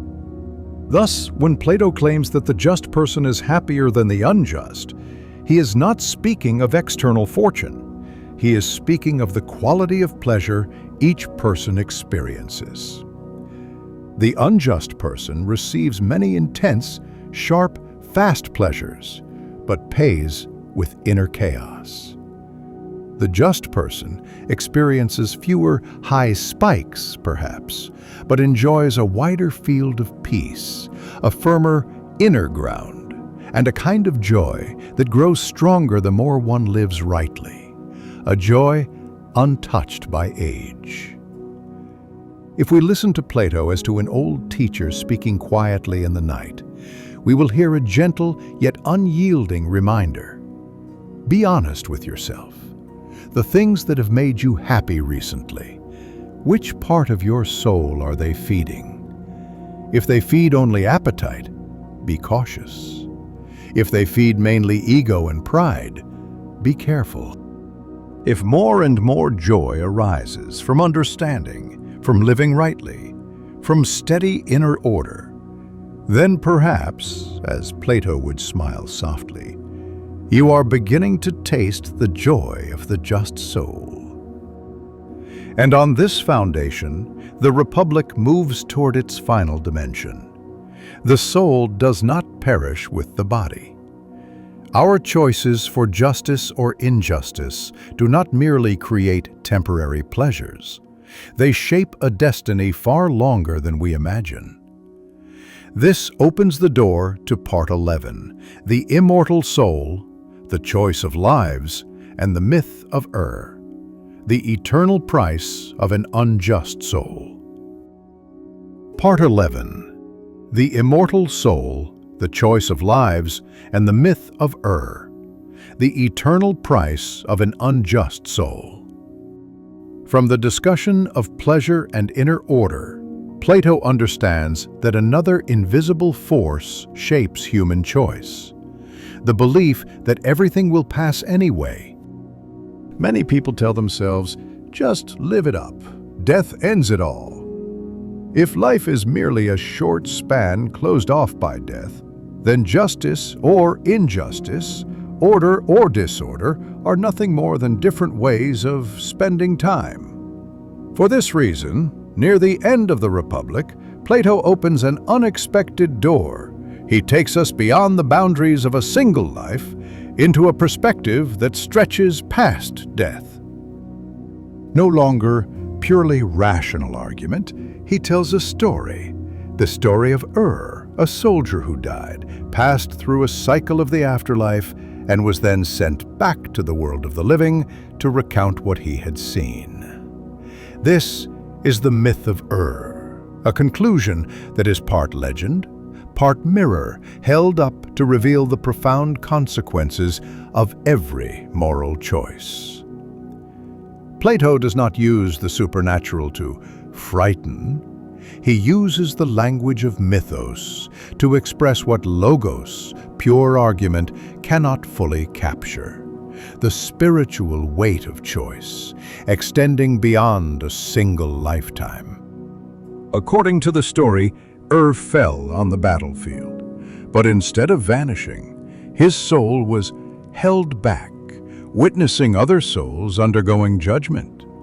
The just were led upward onto bright pathways, while the unjust were sent down darker routes. After a cycle of reward and punishment, the souls gathered again on a field of light, preparing for the strangest encounter of all, the freedom to choose the pattern of their next life. Plato places one of his most powerful images here. Before the souls lay innumerable models of life, from kingship to humble existence, from strength to weakness, from wealth to poverty, from animal lives to human ones, all set out like garments, waiting to be chosen. But the decisive point is this: no one chooses for us. Every soul chooses its own fate. And that is where tragedy begins. Souls that had lived unjustly, accustomed to indulging desires, had learned nothing from their previous suffering. When given the chance to choose again, they rushed toward dazzling, powerful, pleasure-filled lives, blind to the disasters hidden within. Plato shows us the heartbreaking moment when one soul eagerly chooses the life of a tyrant, imagining it glorious, not seeing the suffering, guilt, and inner collapse that awaits. By contrast, the souls that had trained themselves in justice, moderation, and love for the good were careful and perceptive in choosing their next life. They did not chase glittering surfaces. They examined the spiritual structure hidden in each kind of existence. Some chose quiet, simple, unremarkable lives, yet rich in order and inner harmony. Plato's message is unmistakable. What we choose in this life depends on the quality of the soul we have formed before, and what we will choose in the future is being prepared in the tiny choices we make today. The myth of air is thus an image for a deeper principle. The soul carries its habits, even when the context changes, even when new opportunities arise. A person accustomed to injustice, deceit, and selfishness, if suddenly granted a second chance, will likely repeat the same path because the inner structure remains unchanged. Plato does not require us to believe in reincarnation in a religious sense. What he emphasizes is this: we do not wake up each morning as a blank slate. Every choice, every time we obey the highest or lowest part of ourselves, leaves a mark on the soul. Cleanliness, surely those marks form a character, a nature, a type of soul. And from that point onwards, we choose according to the person we have become. At the high point of the story, the soul of the hero Odysseus appears. After a lifetime of adventure, glory, and renown, he is no longer attracted to heroic roles. He searches quietly, patiently, and, as Plato says, chooses a life peaceful and obscure, a life most other souls disdain. In that, we glimpse a transformation, from one who lived for external applause into one who lives for internal harmony and peace. Plato seems to ask each of us, if today, free from all pressure, all opinions, all expectations, you were allowed to choose your life again, what would you choose? A loud life but chaotic? Or a quiet life but deeply ordered within? A life impressive to the world? Or a life in which you can dwell peacefully with yourself? The answer is already being written, not in some distant next life, but right now, in every small decision. Do I do this because it is right, or because it is easy to show off? Speak this because it is true, or because it helps me be liked? Do I stay in this relationship because we grow together, or because it cushions my fear of being alone? Every time we choose because it is good, even when inconvenient, we are training the soul in a habit to see deeper than appearances. Eventually, that habit becomes nature, and we will no longer be able to live in any way other than toward order and truth. That is why Plato ends the Republic not with a political formula, but with the story of an immortal soul. He knows laws can change, regimes can change, mantras can change, but the structure of the soul and the necessity of inner order do not. An unjust soul in any system will turn itself into a slave of its desires. A just soul in any chaos will preserve a city within, ordered, rational, with the good as its sun. At the story's close, Plato has Socrates say, as if offering a quiet farewell, "Whether you take the myth of as fiction or as truth, grasp its meaning. Fiberglass the soul as immortal. Regard every choice as an enduring imprint. Regard living justly not merely as morality, but as the preparation of destiny for your own soul." If we hear the Republic as a long piece of music, the myth of is the final note that resonates in the silence. Do not judge a decision only by how it feels right now. Ask, what kind of soul is this decision shaping me into? And as the night slowly closes, perhaps the most important thing is not how many arguments we remember, but that one small intuition awakens. Every day of life is a moment in which the soul chooses what it will become. From that single intuition, all the rest of the Republic, justice, education, the philosopher, the cave, the sun, the divided line, the regimes, the tyrant, pleasure, converge into one quiet, powerful invitation. Live in such a way that if the soul is immortal, you would not be ashamed of any life that must continue from what you are choosing today. And that is the closing point of the journey Plato draws, a journey that does not demand sainthood, only that we take our soul seriously.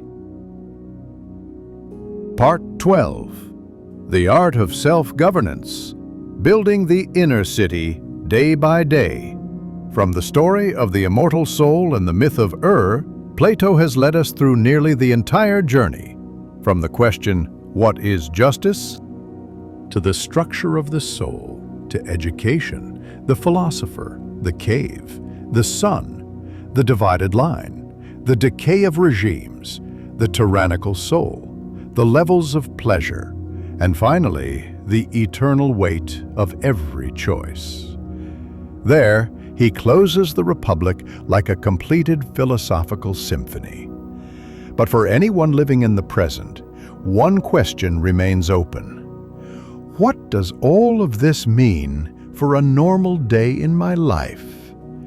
You do not live in ancient Athens. You do not engage in debates in the agora. You are not drafting a constitution for a new city-state. You live amid work, family, financial pressure, social media, and goals both near and far. And within that noise, the Republic can feel distant.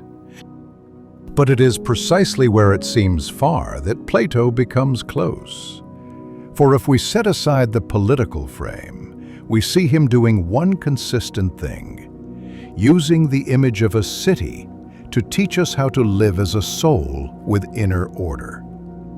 The external city, with its classes, laws, and roles, is merely a magnified version of the inner city. Z is the ruler, spirit is the guardian, appetite is the multitude, noisy, numerous, but necessary. If you bring this image into daily life, the dense philosophical treatise becomes surprisingly concrete. Each morning when you wake up, you are not just starting a new day, you are governing a city. Flashlight that flares up, scrolling more, procrastinating, overeating, saying something hurtful just to vent, is a crowd of citizens rushing into the square demanding power. Every feeling of pride, hurt, irritation, envy is the spirited warriors grasping their weapons, ready to charge into the streets. And reason, the philosopher within, sits watching, discerning what is right, what is harmful, and what serves the long-term good of the entire city. The question is, who will rule? If every time appetite demands something you surrender, if every time emotion surges you let it dictate your words and actions, if reason is used only to justify things you've already done, then it is no mystery why the inner city becomes chaotic, exhausted, and anxious. Plato calls the state of inner order justice. It seems distant, but if we shift the language, we may say, justice is when you do not sell out the brightest part of yourself to short-term impulses. Justice is when you do not let a 5-minute anger decide a 5-year outcome.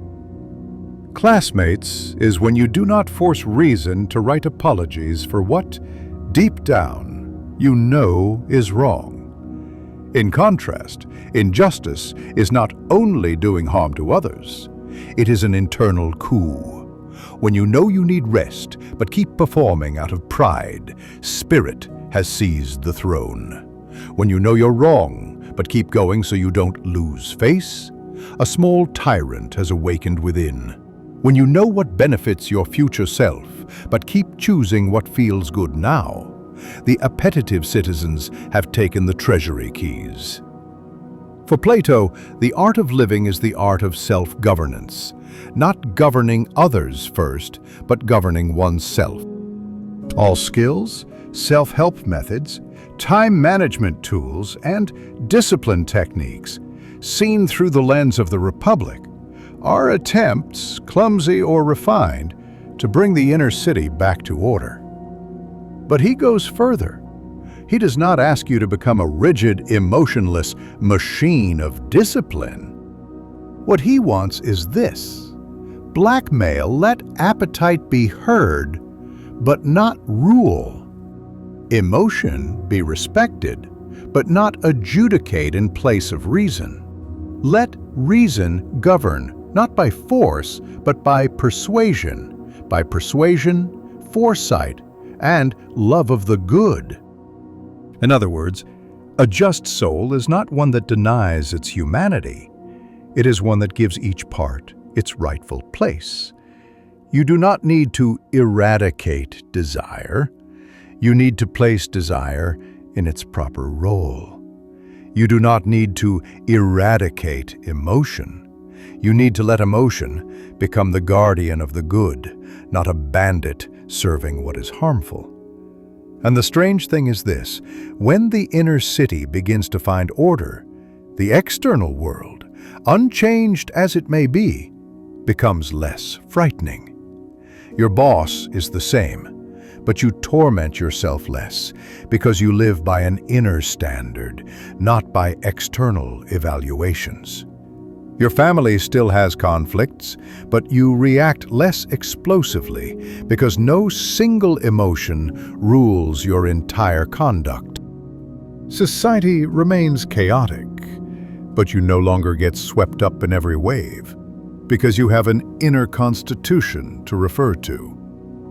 This is where the Republic touches the core of motivation. Items does not promise you a life without difficulty. Items promises you a different kind of strength, the strength of a soul that does not betray itself. Each day, you can do something small yet deeply platonic. When about to act, ask, which part of me is being granted more power through this choice?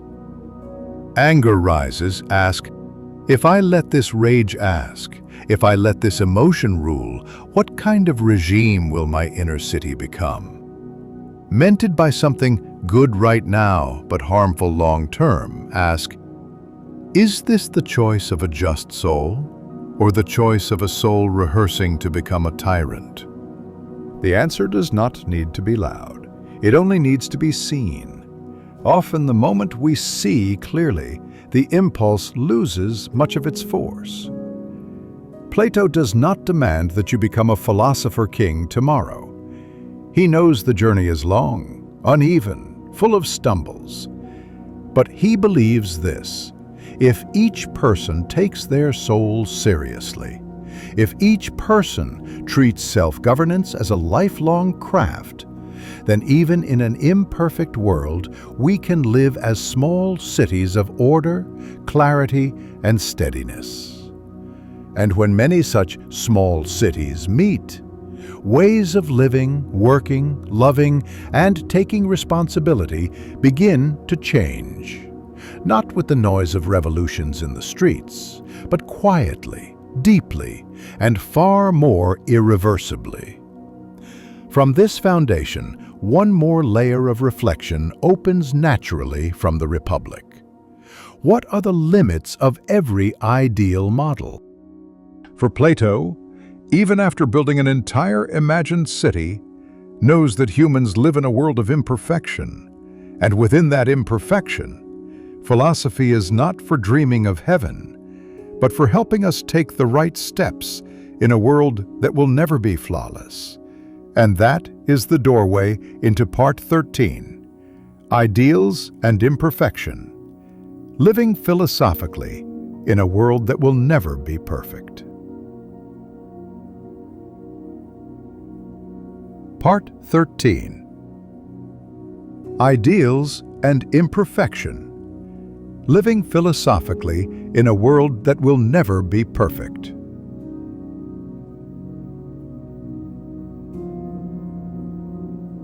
From the inner city we just explored, a question inevitably arises. If Plato draws an ideal city, an ideal soul, an ideal order, does that mean everything else, the world we live in, the people we are merely failed copies, distorted drafts? And if we can never reach that perfection, do all our efforts become meaningless? This is where many readers misunderstand the Republic, imagining that Plato only cares about some metaphysical paradise, while this world is left behind. But a close reading shows the opposite. He knows perfectly well that this world will never be perfect, and because of that, he offers an ideal, not for us to escape into, but to give us a direction amid the chaos. A map does not exist to turn the traveler into a flat piece of paper resembling itself. A map exists so that no matter how uneven the landscape truly is, we know where we are heading. The Republic is no different. It does not guarantee that anyone can become a perfectly just soul, nor that society will ever become a flawless Callipolis. It simply illuminates the direction of order, so that in every small choice, we know whether we are moving toward it or drifting away. Plato's world, like ours, is full of contradictions. People with knowledge may lack courage. Those with power may lack conscience. Those with good hearts may lack the skill to protect what is right. No external order ever fully matches the ideal order Plato envisions. But he does not ask us to wait for the perfect city before living philosophically. On the contrary, he seems to whisper, precisely because the world is imperfect, philosophy is necessary. If everything automatically aligned with the good, requiring no thought, no responsibility, no self-mastery, philosophy would indeed be unnecessary. But we live in a reality where the unjust sometimes win, at least for a while. Math just sometimes take the losses. Saliva are not always celebrated. Wrong actions are not always punished immediately. And it is precisely in this gap between the ideal and the actual that the will of the soul reveals itself. If justice were always rewarded and injustice always punished, living rightly would no longer be a free choice, merely a clever strategy. The world's imperfection, seen this way, becomes the space where the soul shows its character. We choose what is right not because the system forces us, but because we choose it, even when the system does not reward us. Plato understood this deeply when he made Socrates say that the philosopher, having seen the good, must still return to the cave, even knowing he will be mocked, misunderstood, or even harmed. That mission is not upheld by guarantees from the system. It is upheld by loyalty to what one knows to be true. Look around modern life, and the same imperfection appears everywhere. Ingram workplaces, where flatterers rise faster than the diligent. In society, where the loudest, most extreme voices drown out those who think quietly and deeply. In relationships, where sincerity is mistaken for weakness, while manipulation is praised as emotional intelligence. If we wait for the world to be in order before living as a soul with order, we will never begin. Plato seems to tell us the world's imperfection is the training ground for the just soul. Every time we choose the right thing inside a system that is not fully right, we are using the world's flaws as the gymnasium for the soul. When we tell the truth, though lying would help us win. When we keep a principle, though breaking it would make life easier. Flashlight, they choose kindness, though cruelty would bring quicker satisfaction. In such moments, no heavenly hand immediately sends us a reward. Yet the soul receives a new engraving. We become the sort of person we ourselves can respect. That is the quiet happiness Plato elevates above all superficial pleasures. Of course, ideals have their price. Living by a higher standard than the world means accepting you may be misunderstood. You may be slower to gain certain advantages. You may suffer losses in systems designed for souls that do not care about inner order. But the Republic is not naive. It does not ask us to ignore these costs. It simply places them alongside the cost of betraying ourselves. An inner city in chaos, where each part seizes power from the others, where reason is silenced, where the good is forgotten, and where every decision is pulled by fear or desire. At a deeper level, the question Plato asks is not, do you want to live in the ideal world, but rather, in a world that will never be ideal, what kind of soul do you choose to be? You cannot control every rule of the game. You cannot write society's constitution. You cannot decide who will be rich, who will be famous, who will be favored, who will be ignored. But you can decide whether reason will be heard in your inner city, whether the good will be consulted before you choose. Magically, you will endure short-term losses to preserve long-term order in your soul. Plato's philosophy, seen this way, is no museum of ancient ideas. It is an art of living with ideals in an imperfect world, not ideals to flee into, but ideals to prevent the world from consuming you. Living philosophically in the spirit of the Republic does not mean we must contemplate the form of the good or analyze the divided line every day. It can be as simple as noticing which part of your soul is pulling you. Imperialism for one breath before reacting. Choosing what aligns with inner order rather than outer noise. We may never reach Plato's ideal city, But each time we act as a good citizen in the inner city, each time we let the brightest part of ourselves speak, we reduce a little of the world's chaos. Not through slogans, but through the quiet presence of an ordered soul. And perhaps that is the most practical way to honor Plato, not by memorizing every concept, but by letting at least a small corner of our lives move in the direction the Republic points to. From here, the journey of reflection may close, but it does not end. Everything Plato suggests becomes real only when we bring it into the smallest moments. A conversation, a career decision, an act of forgiveness, a moment of owning our mistakes, a single pause before following the crowd.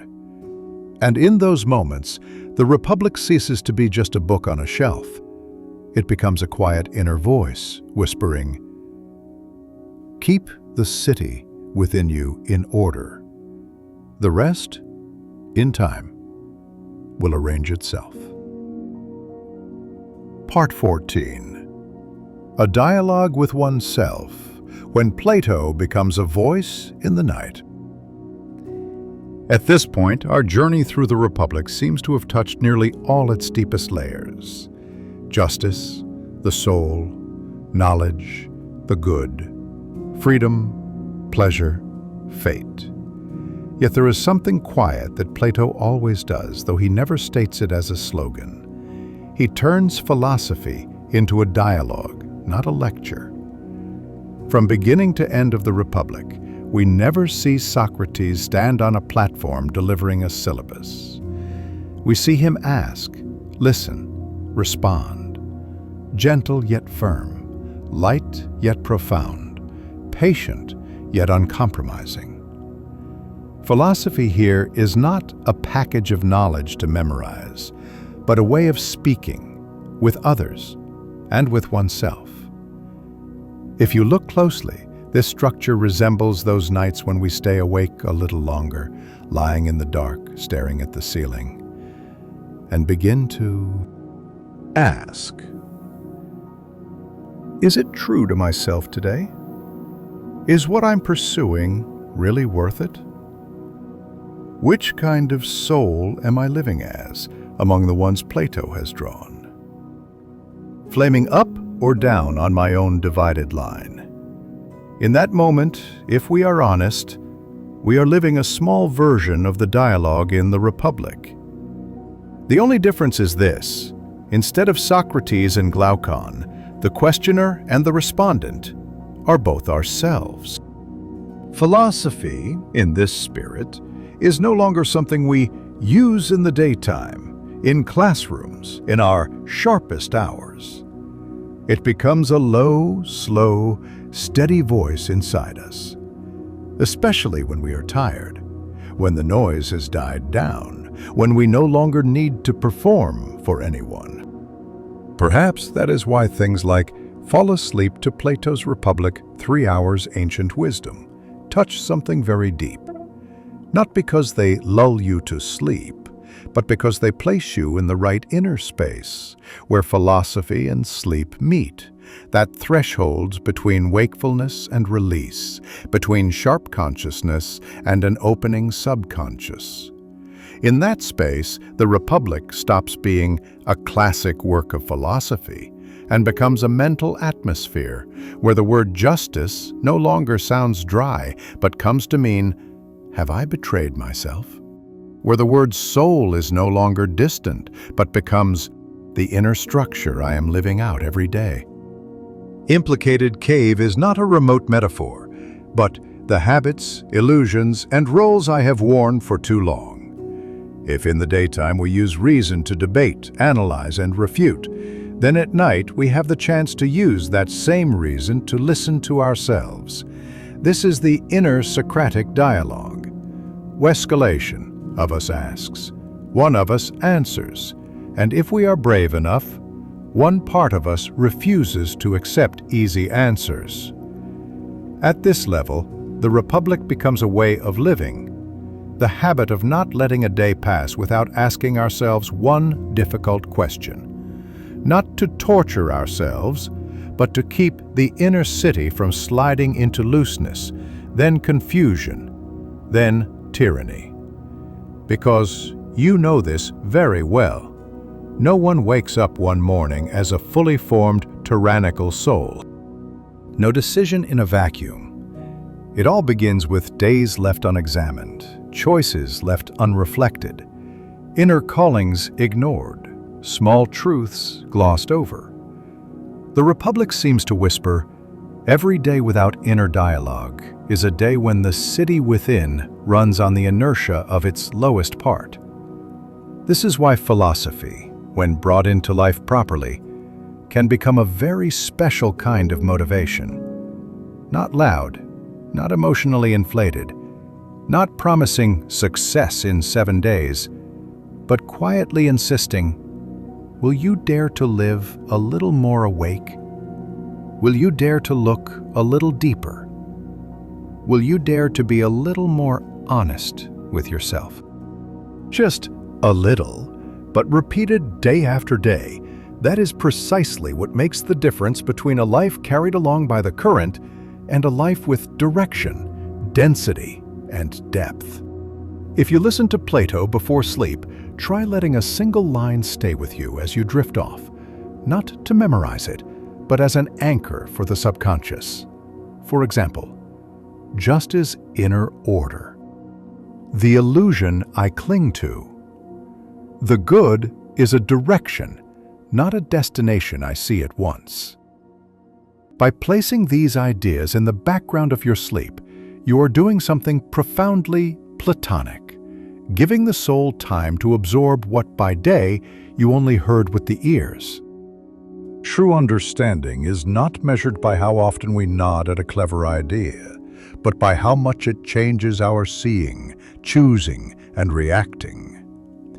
Such changes rarely happen amid applause, but in silence, especially in those nights when we let ourselves enter into an honest dialogue within. At the deepest level, this may be the most beautiful thing the Republic can offer a modern person. Relaxing you, turning you into a Plato expert. Taxation between Plato into a quiet, steady voice that keeps reminding you, no matter how chaotic the world becomes, you still have an inner city to tend. And the way you tend it is the highest form of motivation you will ever have. From here on, if the journey continues, it is no longer about covering more chapters of Plato, but about bringing what you have heard, understood, and touched into each day, into each conversation, each decision. Because in the end, what Plato wants is not a generation that can recite the Republic by heart, but human beings who in the darkness of their own age dare to turn around, slow down, step out of the cave, and then return to take one or two others by the hand. Part 15. Plato in the Digital Age, when the cave takes the shape of a screen. From the image of Plato as a voice in the night, we are naturally led to confront the specific context of our own era. We are living in a space Plato never knew, the digital life.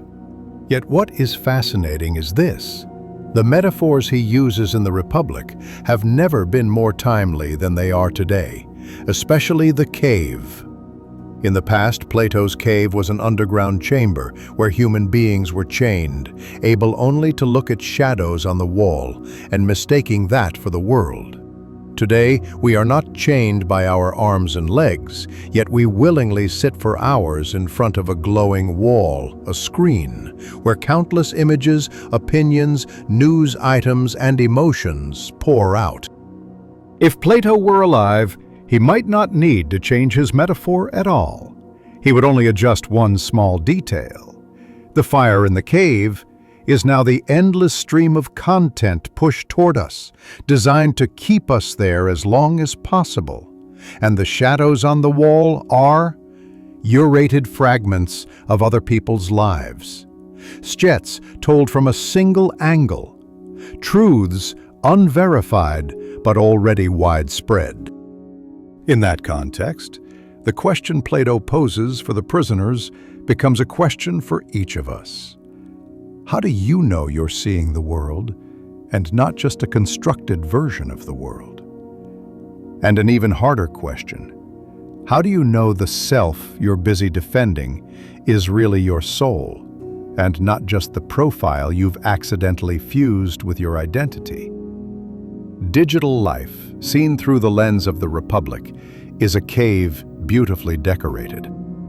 It gives us the feeling of seeing more, knowing more, connecting with more people, being present in more places. But if we lack an inner city with order, all of that may be nothing more than firelight casting shadows, confusing the brightness of the screen with the brightness of intellect. Plato would not tell us to quit social media and go live like the ancients. He would ask gently but deeply, "Marshall, you scroll. Who is in control? Reason, spirit, or appetite? Are you going online to better understand reality or to temporarily escape it? Are you using information to expand your perspective or just to stockpile evidence for what you already want to believe?" A just soul in the digital age is not someone who cuts off all connection, but someone who does not hand over the throne to the shadows on the bright wall. This person may use platforms, but does not allow platforms to define their worth. They may listen to many voices, but still reserve time for inner dialogue, not letting external noise drown out the inner voice. Here, the Republic suggests a kind of motivation very different from try harder, achieve more, win bigger. It is the motivation to keep one's soul from being submerged. In a world where everyone seems to compete to speak, to be right, to be louder, perhaps the most important philosophical gesture is knowing how to withdraw from the cave for a moment. Turning down the artificial lights. Classics. Letting the eyes and the mind reacquaint themselves with what does not glow, but is real. The breath, the body, the fatigue, the worry, the longing, the unanswered questions. At this level, Plato stands very close to many modern practices of mindfulness, but with a distinctive emphasis.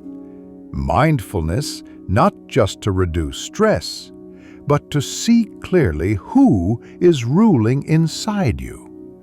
Each time you stop mid-scroll in a wave of unconscious surfing and ask, "What am I actually looking for?"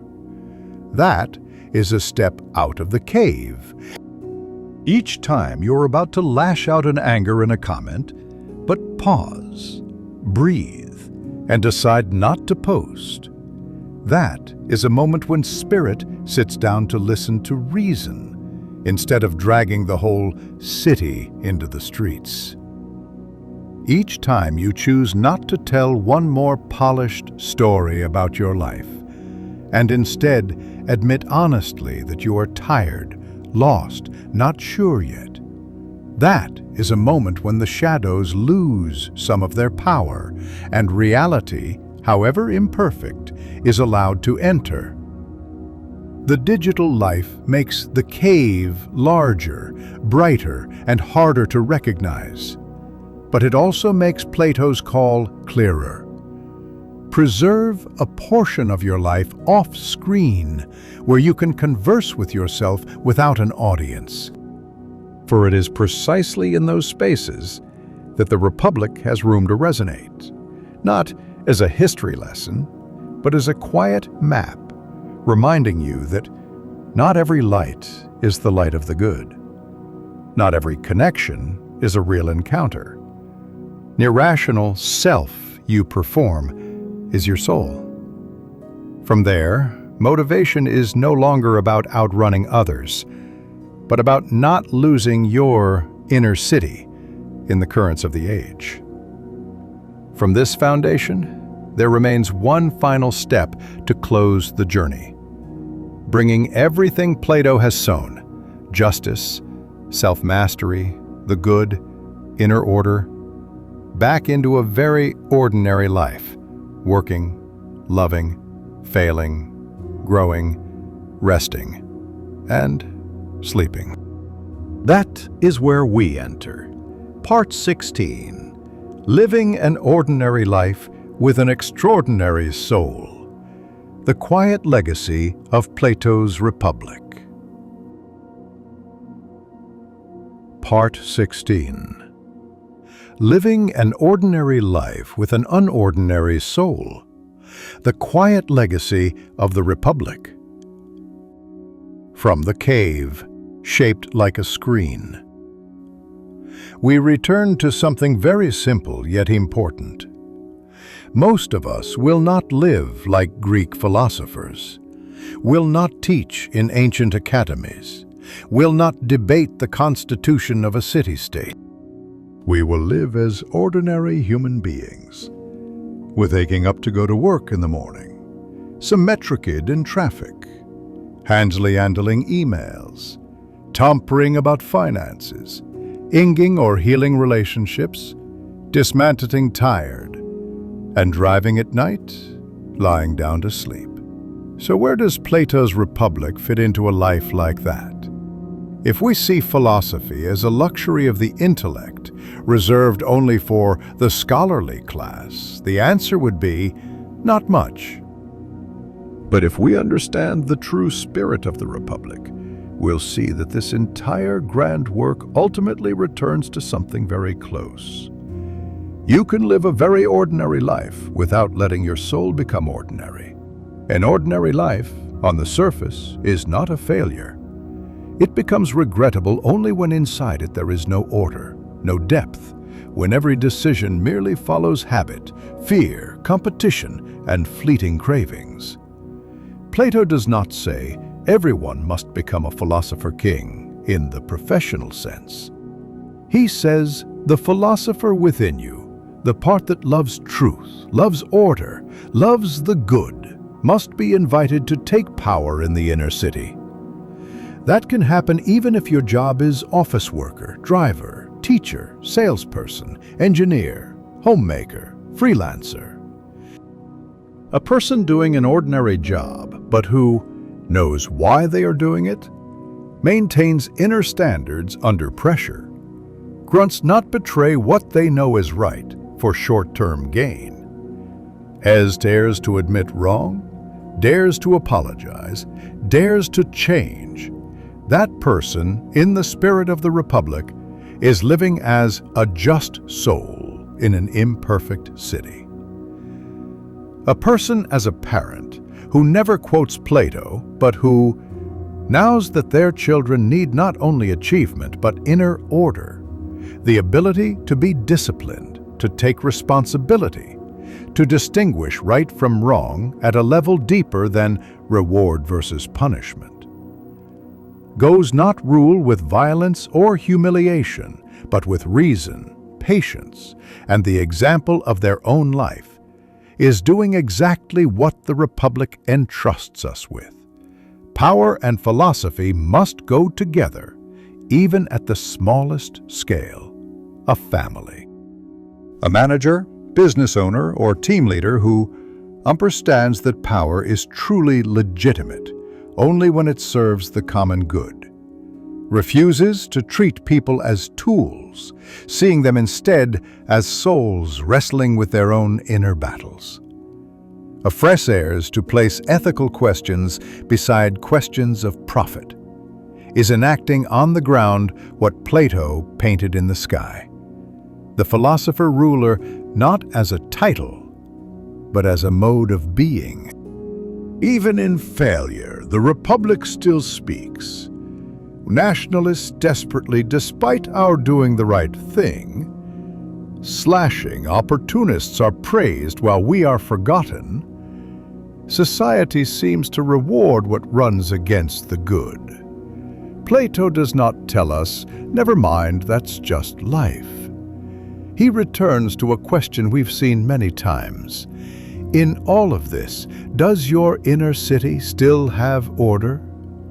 You may lose a game, but if you do not in the process let the lowest part of you seize the throne, then your soul has not lost. You may be misunderstood, but if you do not let rage turn you into someone you yourself no longer recognize, then inner order is still standing. Here, the legacy of the Republic becomes very quiet, but extremely powerful. It changes your measure of self-worth. Of measuring only by money, status, achievements, you begin to measure by, is my soul more ordered today than it was yesterday? Once that measure is quietly installed, many things change color. A mask workday that appears nothing special, but in which you remain honest, do not badmouth anyone, and do not sell your principles. That is a day when the inner city has been reinforced a little more. An argument in which you manage to stop before saying something deeply hurtful. That is a moment when spirit agrees to listen to reason instead of overthrowing it. A land financial decision in which you refuse to cheat, even though you could make a lot from it. That is a day when you do not allow oligarchy to seize power inside. These things draw no applause, no medals are awarded, but if we trust Plato, the soul remembers everything. It engraves its own structure slowly, bit by bit, through the smallest acts. And there will come a time when, faced with a major decision, that soul will choose according to the kind of person it has persistently become. An ordinary life, in that sense, can become the stage for extraordinarily noble choices. Choices no camera records, no article mentions, but which determine the type of soul you carry with you to the end. And then, at night, when you lie still in bed and close your eyes, there is a particular kind of peace the Republic wants you to touch. Not peace because everything is fine, the world is rarely like that, but peace because you have not betrayed what you know is right, even in the smallest things no one else has seen. That is the peace of a just soul, not perfect, still flawed, still broken, but not surrendering the rule of life to its lowest part. Living this way, each day of yours, though outwardly identical to the last, becomes a small step on the path Plato has traced, coming a little out of the cave, moving a little closer to the light, flashbacking, bringing a little of that light back to those around you, also just a little. There will be no moment of trumpets announcing you have attained Plato's ideal. There will only be evenings when you close your eyes and, deep in the silence, you can say to yourself a simple sentence without feeling false. Today, I tried to keep my inner city from falling into the hands of a tyrant. If one day you can say that often enough, sincerely enough, then even if you have never set foot in Athens, even if you have never read the Republic from cover to cover, you have lived very close to the spirit Plato entrusted to us. And perhaps that is the most beautiful and quiet legacy of the Republic. Not to produce sages on pedestals, but to shape ordinary human beings who carry within them an unordinary soul. Part 17. Plato and Sleep. When the soul learns to rest without letting go of itself.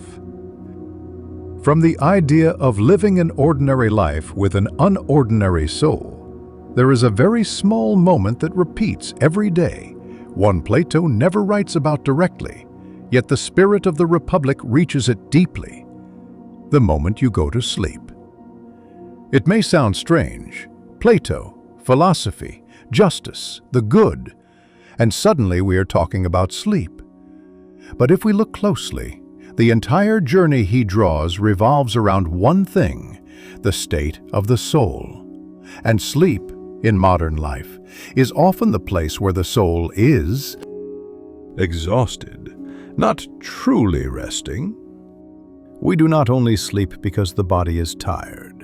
We sleep because the mind is overloaded. Laminate information. Alleviated too much noise. Too much comparison. Too many roles to uphold. The irony is, the more tired we are, the more we reach for stimulation. One more video, one more round of scrolling, one more endless conversation, and call it unwinding. But in truth, that is the moment when the inner city no longer has a ruler. Reason has withdrawn, spirit is drained, and appetite quietly demands easy dopamine in small doses. If we bring the spirit of the Republic into this moment, Plato would not insist we turn everything off and meditate and think lofty thoughts every night. He would probably ask something much simpler. Are you entering sleep as a soul with order, or as a city that has just been through a riot? Each day, however ordinary, is a day in which the inner city has been in operation. Commands were issued, conflicts arose, choices were made or avoided. Sleep is when the gate of consciousness closes, but the order or disorder we carry into it continues to work in the dark. Here, 3 hours of ancient wisdom stop being a gimmick for a video title. They can become a way you step into sleep. Not as something to listen to for fun and forget, but as a small ritual, tidying up the inner city before turning off the lights. Imagine this. All day, you run, manage issues, argue, decide. At night, instead of pushing yourself into another loop of stimulation, you choose to listen to a slow, steady voice reminding you of things you already know but often forget. Embarrassment that justice begins with the order of your own soul. That not all pleasures are equal. That not every light is the light of the good. Helpless that the inner city deserves more care than any virtual city. You don't have to try to understand everything as you listen. You might even fall asleep before it finishes. That does not diminish the value of the experience, so long as you allow those ideas to reset the baseline of your mental state before you step into the darkness of sleep. By day, reason guides us through argument. By night, those ideas have the chance to sink into deeper layers, like water slowly seeping into soil, quiet but enduring. That is how the soul learns without always having to strain itself to analyze. In this sense, sleep can become the natural extension of philosophy, not its opposite. Daytime is when we are conscious. Nighttime is when what we were conscious of gets reordered. So the question is not only, what did I do today? But also, tonight, which soul am I bringing into sleep? A soul that just lashed out and refused to make peace? Refused to face its own mistakes? A soul that has just betrayed what it knows is right, then hurriedly covered it with another roll of content? Or a soul that is not perfect, still tired, still wrong, but dares to sit quietly for a few minutes and admit, today, there were places where I lived off course from the good I aim at. Tomorrow, I will try to be a little better. Just that small pause, before listening to anything at all, is already a Platonic act. Reason returns to the seat of judgment. Soul stops running away from itself. The inner city is gathered, quieter, ready to rest. Then, whether you listen to Plato or any other stream of philosophy, it is no longer one more piece of content, but a way of choosing a companion for your soul before it goes into the night. You can let the world's noise follow you into your dreams, or you can let deeper, warmer, calmer questions, the kind Plato loves, quietly step onto the stage of your awareness. And the beautiful thing is, you don't have to strain to prove you understand everything. In this moment, philosophy is not grading you, it only asks for one permission. Allow what is good, lucid, and ordered to remain close to your soul a little longer each day.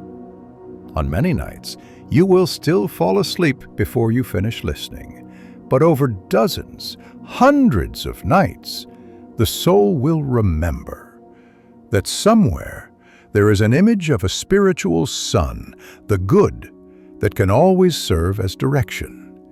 Somewhere there is a reminder of the cave, the illusions you do not wish to return to. Challenger, there is an old philosopher, Plato, patiently whispering, "Do not hand your inner city over to a tyrant." Then sleep is no longer just turning off for a while.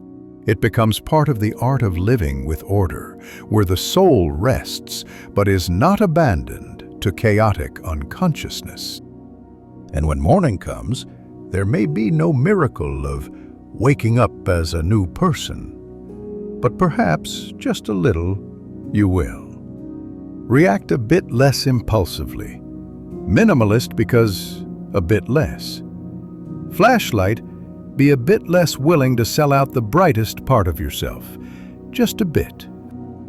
But that bit, repeated night after night, day after day, is what the Republic has been building with hundreds of pages of dialogue.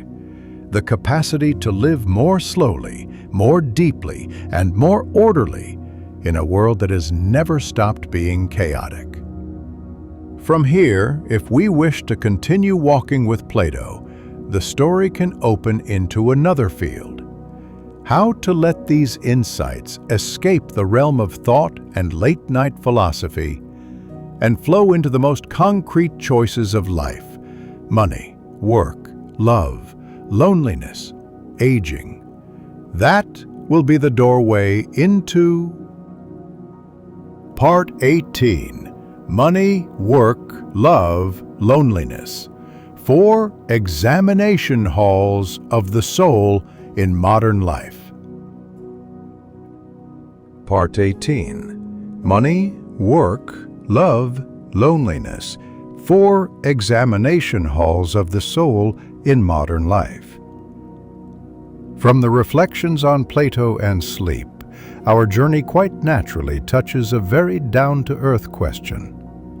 If all these things about justice, the soul, the good, inner order, are real, then where do they show up most clearly in each person's life?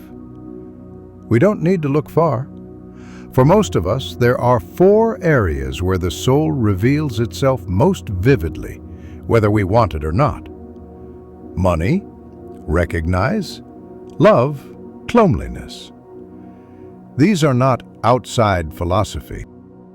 On the contrary, they are 4 major examination halls of the soul, where everything Plato says in the Republic about the 3 parts of the soul, about order, about self-mastery and tyranny, is expressed in the rawest way. 1. Money.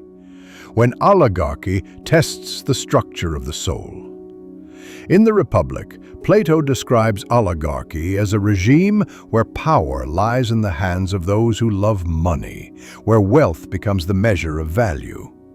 What he fears is not just economic injustice, but a certain type of soul, a soul that measures everything in terms of material gain and loss, always obsessed with safety, accumulation, possession. In our time, it's hard to find a metaphor more fitting. Money is both a necessary means for living and one of the subtlest temptations. It doesn't approach us like raw instinct. It puts on the clothing of reasonableness, realism, responsibility.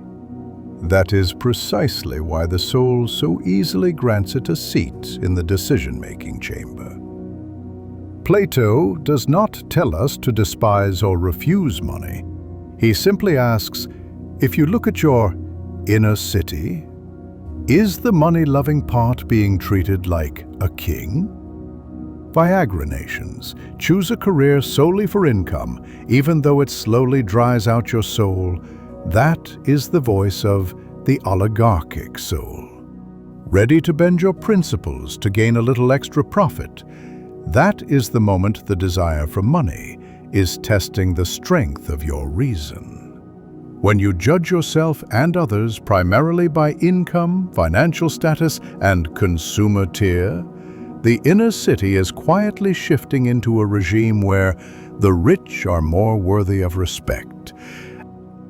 Imagine this. Every time you stand before a decision involving money, if you pause for a second and ask, does this decision shift the ruler inside me from reason to appetite? That question alone is already a philosophical act. You don't need to become poor to avoid temptation, but you do need to deny money the right to define the value of your soul. In a just soul, money is a citizen, not a king. 2. Work. When timocracy calls out pride and ambition. Plato portrays timocracy as the regime of those who love honor, love victory, love the feeling of being esteemed. The timocratic soul is not small. It has discipline, strength, fighting spirit. But it drifts away from the good when honor matters more than truth, when victory matters more than right and wrong. In work, we confront timocracy every day. Firm desire to be recognized, promoted, and elevated is natural and healthy to a certain degree. Barriers when honor becomes the absolute priority. We begin to sacrifice other things, truth, fairness, compassion, even our own health and basic decency. Work, seen through the Republic, is not just where we make a living. It is where the spirited part of the soul is tested. Flammatory, do you dare admit you're wrong in front of those below you when you are? Do you dare defend what is right, even at the risk of losing points in your manager's eyes? Discriminate, do you dare refuse to play dirty, even knowing that doing so would help you win faster? Every time you choose to preserve inner order instead of merely status, you are resisting a timocracy within. You do not have to kill pride. It's still needed to keep you from living cowardly, but you refuse to let it rule. Plato wants the ruler to be a philosopher, not a glory-hungry warrior. Within you, that means flair must be the one who decides, must be the one who decides. Spirit must be the force that protects what is right, not the force that goes out conquering merely to satisfy the ego. 3. Love. When the tyrannical soul often wears the mask of passion. There is no place where the structure of the soul is more exposed than in love. There, all defenses fall away. The needs to be loved, to be seen, to belong all surge up. If inside you is a city without order, love very easily becomes the stage where the inner tyrant performs. When you see your partner as property to be owned, that is the voice of appetite. When you treat the relationship as a stage for your ego, they must understand me, must please me, must always fit my preferences. That is the voice of the spirited part, not guided by reason. When you are willing to bend what you know is right just to keep the other person, That is when reason has been taken hostage. Plato does not write a philosophy of love in the Republic. But if we overlay his model, we can see Washington Just Love is one in which each person maintains the order of their own soul instead of using the relationship to cover up inner chaos. If beloved is not the rescuer of the soul, but the rescuer who frees us from the cave, but the person who walks out of it with us, moving together toward the good, toward growth, truth, and order above and beyond both individuals. The questions Plato prompts here can be very quiet, but also very sharp. Do I want this person?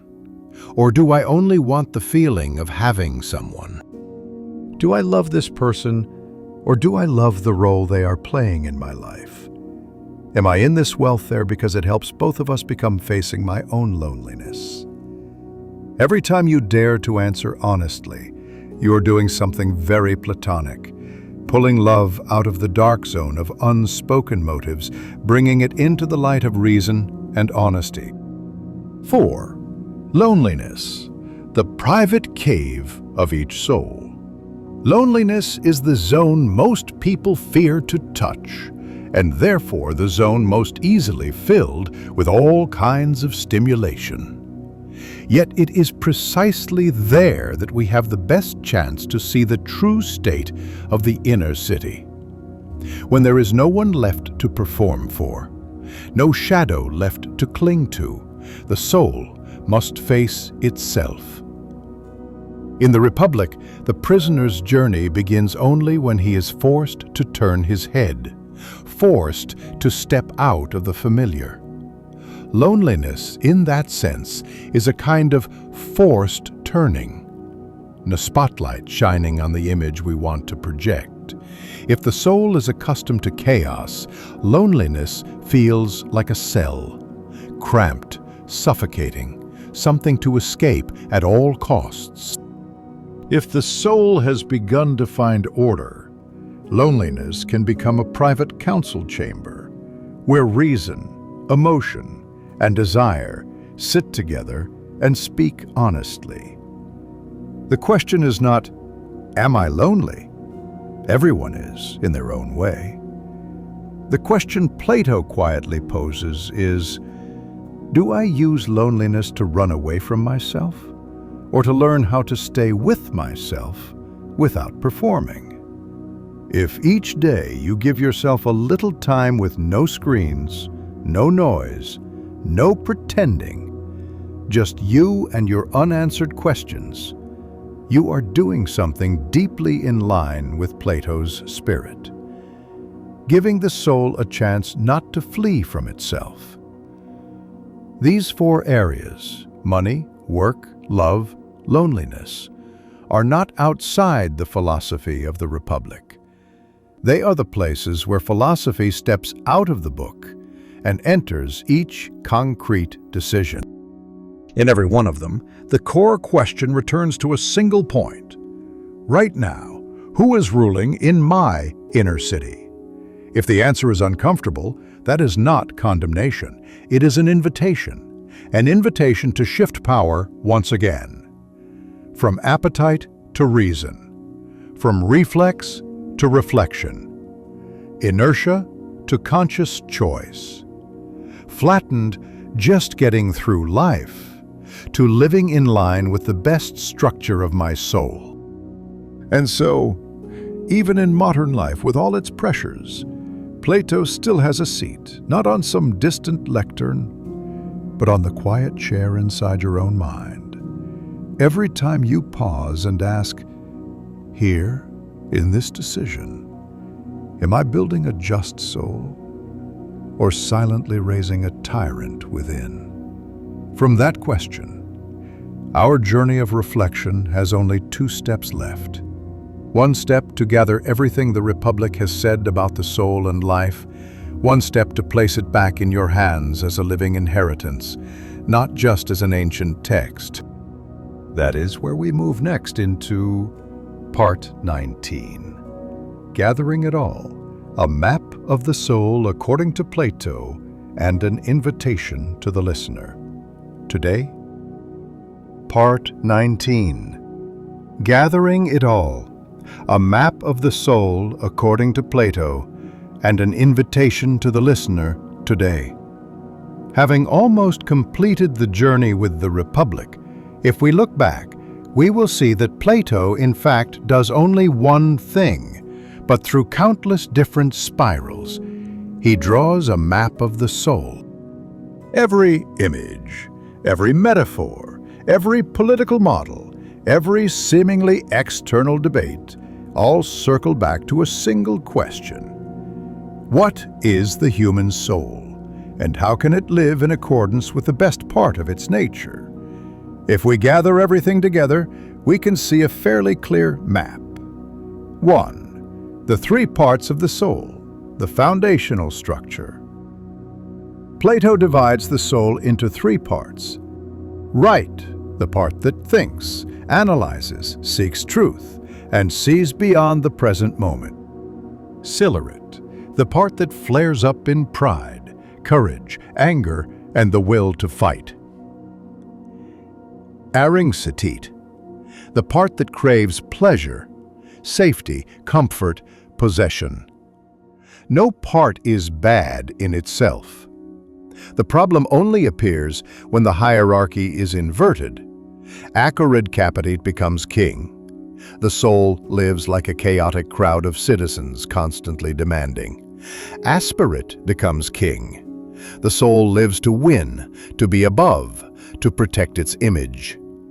Only when reason holds power, illuminated by the good, do the other two become allies rather than tyrants. Justice, for Plato, ultimately is precisely this inner order. From the cave to the sun, the journey of awakening. The allegory of the cave is a story about knowledge and awareness. Prisoners chained and seeing only shadows, living by habit, public opinion, truths never examined for oneself. Ragged outside, pain, glare, confusion. Like every time we are forced to change our way of seeing. Siraculous seeing the sun, seeing the good as the highest principle that makes everything else intelligible. From darkness to light is the journey each soul must pass through if it wants to truly grow. Plato does not promise that this is easy. He only says, if we do not go, we will forever live among shadows and call them truth. 3. The divided line, the ladder of knowledge and life. Plato gives us a measuring rod. Modifying is imagination, fantasy, belief in images, impressions, rumors. Above that is belief, sensible opinion based on direct experience but not yet deeply examined. Higher is thought, structured thinking, the ability to argue and analyze. McMahon is understanding, dialectical insight, the courage to question even our own assumptions, oriented toward the good. Every time we pause and ask, do I believe this because it is true, or because it fits what I want to believe? We climb one more rung on that line. Political regimes, metaphors for types of souls. The sequence aristocracy, timocracy, oligarchy, democracy, tyranny is not only about states, but about types of souls. And the good rule, aristocratic soul. Characterization rules, timocratic soul.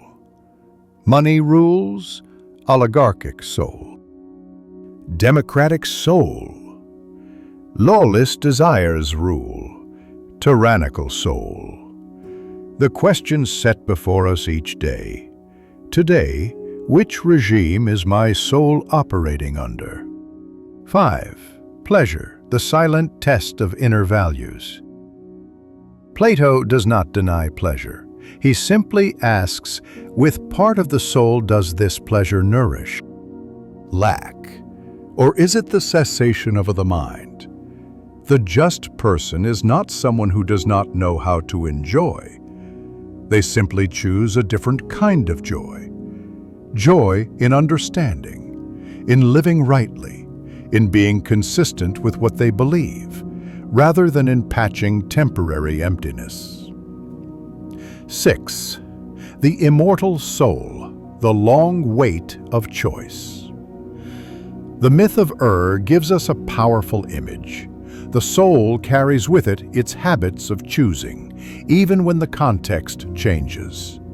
Every decision today is a stroke of the pen in the drawing of the kind of soul we will use to make further decisions tomorrow. Whether or not we believe in another life, the meaning is still clear. Choice is truly harmless. At Frontline, we betray what we know to be right. We are teaching the soul how to betray more easily next time. Every time we live with more order, the soul more easily finds order again when new tests arise. And finally, an invitation to the listener. Today, when we bring everything together, the Republic is no longer a distant speech from ancient Athens. It becomes a discrete map that Plato quietly places in our hands, along with a very calm invitation. You do not have to become a philosopher as a profession, but you can live as a soul that knows how to govern itself. This does not require us to leave the world, nor does it demand that we become saints. It begins very small. Every time we pause before a desire and ask, if I indulge this, who will rule inside me? At time we are about to do something purely out of fear and ask, will this make my inner city less ordered? Every night before sleep, asking just one question. Today, have I come any closer to the just soul I want to become? If the answer is not much, that's all right. Plato did not write the Republic for perfect souls. He wrote it for souls still on the way. The important thing is not where we are on the map, but that the arrow is pointing in the right direction. If you let the ideas of justice, order, the good, the cave, the sun, the divided line, the regimes, the tyrannical soul stay with you a little longer, they will begin to do what the best philosophy always does. They change your default questions. Instead of asking, "Can I win faster?" you will gradually grow familiar with other questions. How can I avoid betraying the best part of myself? How can I keep my inner city from falling into the hands of a tyrant? When those questions become habit, you are very close to what Plato most deeply wants. A soul that knows how to examine itself, adjust itself, and move toward the light, whatever the world around it may be like. From here, there remains only one final step, turning all these reflections into a gentle yet decisive farewell, like a last note lingering in silence to remind us that the journey with Plato may close, but the journey with ourselves does not. That will be Part 20, Plato's Farewell, closing the book, opening life. At this point, the journey with the Republic is almost complete. We have climbed through levels of ideas, followed the dialogue between souls in ancient Athens, seen ourselves flicker in each model of the city, each type of person, each disorder, and each effort to restore order. But every book, no matter how great, reaches a final point. The pages stop, the voice falls silent, the audio file ends. Life, however, does not. Right at this moment, if Plato could step out of the lines of text, he would probably say very little. He would not need another conceptual system. He would merely place his hand on the map of the soul that we have examined with him along the way, then gently turn it toward you. From here on, this map is in your hands. I am only the one who drew it. The one who walks it is you. Closing the Republic is not closing a philosophy textbook, but accepting a very simple yet difficult truth. No one else will rule the inner city on your behalf. No one else will decide whether reason or appetite is king. No one else will pay the price for each act of betraying or remaining loyal to the best part of yourself.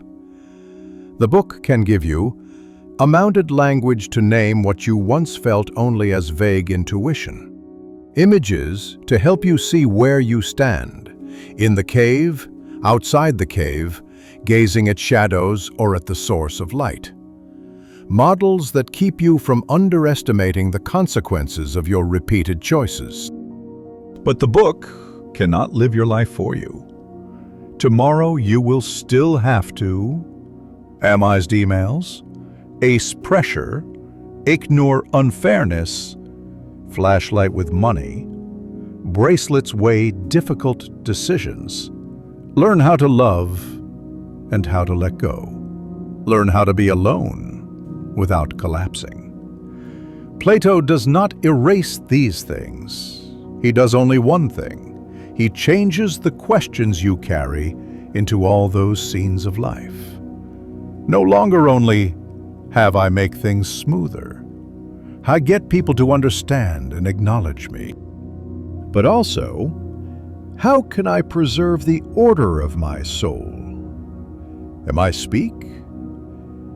Embarrassment saw my soul as immortal. Would I still choose this way? These are not distant questions. They can enter into the smallest actions, ending a message or not, adding one more cutting sentence or stopping, accepting a shady compromise or standing still and taking the loss, speaking the truth about what you think or staying silent out of fear of turbulence. No one sees these small battles, but the Republic has given you another angle. It is precisely there that the soul shapes itself. And that is perhaps the last thing a book like The Republic can do. It does not give you the final conclusion, but gives you a way of living with questions. When life feels meaningless, it reminds you, perhaps you are living on the lower steps of the line, among shadows and images, not yet on the deeper level of understanding. When you feel at a disadvantage compared to those who live without principles, it whispers, there are forms of winning for which the soul pays with its very capacity to respect itself. Order in a chaotic environment. It reminds you that loneliness itself is a sign you are not living as just another ordinary regime. You may not remember all the terms, the classifications, the historical details. That is not what matters. What matters is that when you face the tangles of your own life, you are no longer completely in the dark. You know that you have an inner city to govern. You have a cave to step out of. Clipping. You have a spiritual sun as a direction, even if you cannot see it clearly yet. You have a map of different kinds of souls to hold up to yourself, not to condemn, but to adjust. And then, like every beautiful dialogue, Socrates, through Plato's pen, falls silent at the right moment. He does not follow you out of the room, out of the listening session, into tomorrow. He stops at the threshold between theory and life, leaving the rest to you. After everything, perhaps the most truthful farewell Plato leaves is not in any specific sentence, but in a very strange feeling. At having a map, certain heaviness at understanding your own responsibility. Twitavanya Sibya, что никто не может тебе помочь. Узнавание того, что ты сам responsibility. A crisp peace in knowing that happiness is no longer measured by noise or surface brightness. And resolve, I will not hand my soul over to a tyrant. That is enough to close a book, but not enough to close a life. Therefore, in the very end, it is not Plato speaking to you, but you speaking to yourself. Perhaps very softly, before sleep, or in some morning. I don't know how much I will ever control out there. But I know this for sure. Each day, I will try a little more to make my inner city less chaotic, less unjust to itself, and a little closer to the good I can sense. If one day you can truly say that without feeling fake, then even if the Republic lies still on the shelf, Plato is still living somewhere in the way you breathe, the way you choose, the way you face yourself. And at that point, the book has done its work, closed upon the page so that it can open in your life. If you're still listening at this moment, it's likely that your soul, too, is quietly searching for a deeper order amid all the chaos of life. If tonight's journey with Plato has touched even a small corner within you, leave a sign for yourself, a like, a comment, or simply a few words about what made you think the most. If you want more nights like this, where philosophy doesn't stay on the page but walks with you into sleep, hit subscribe and turn on the notification bell.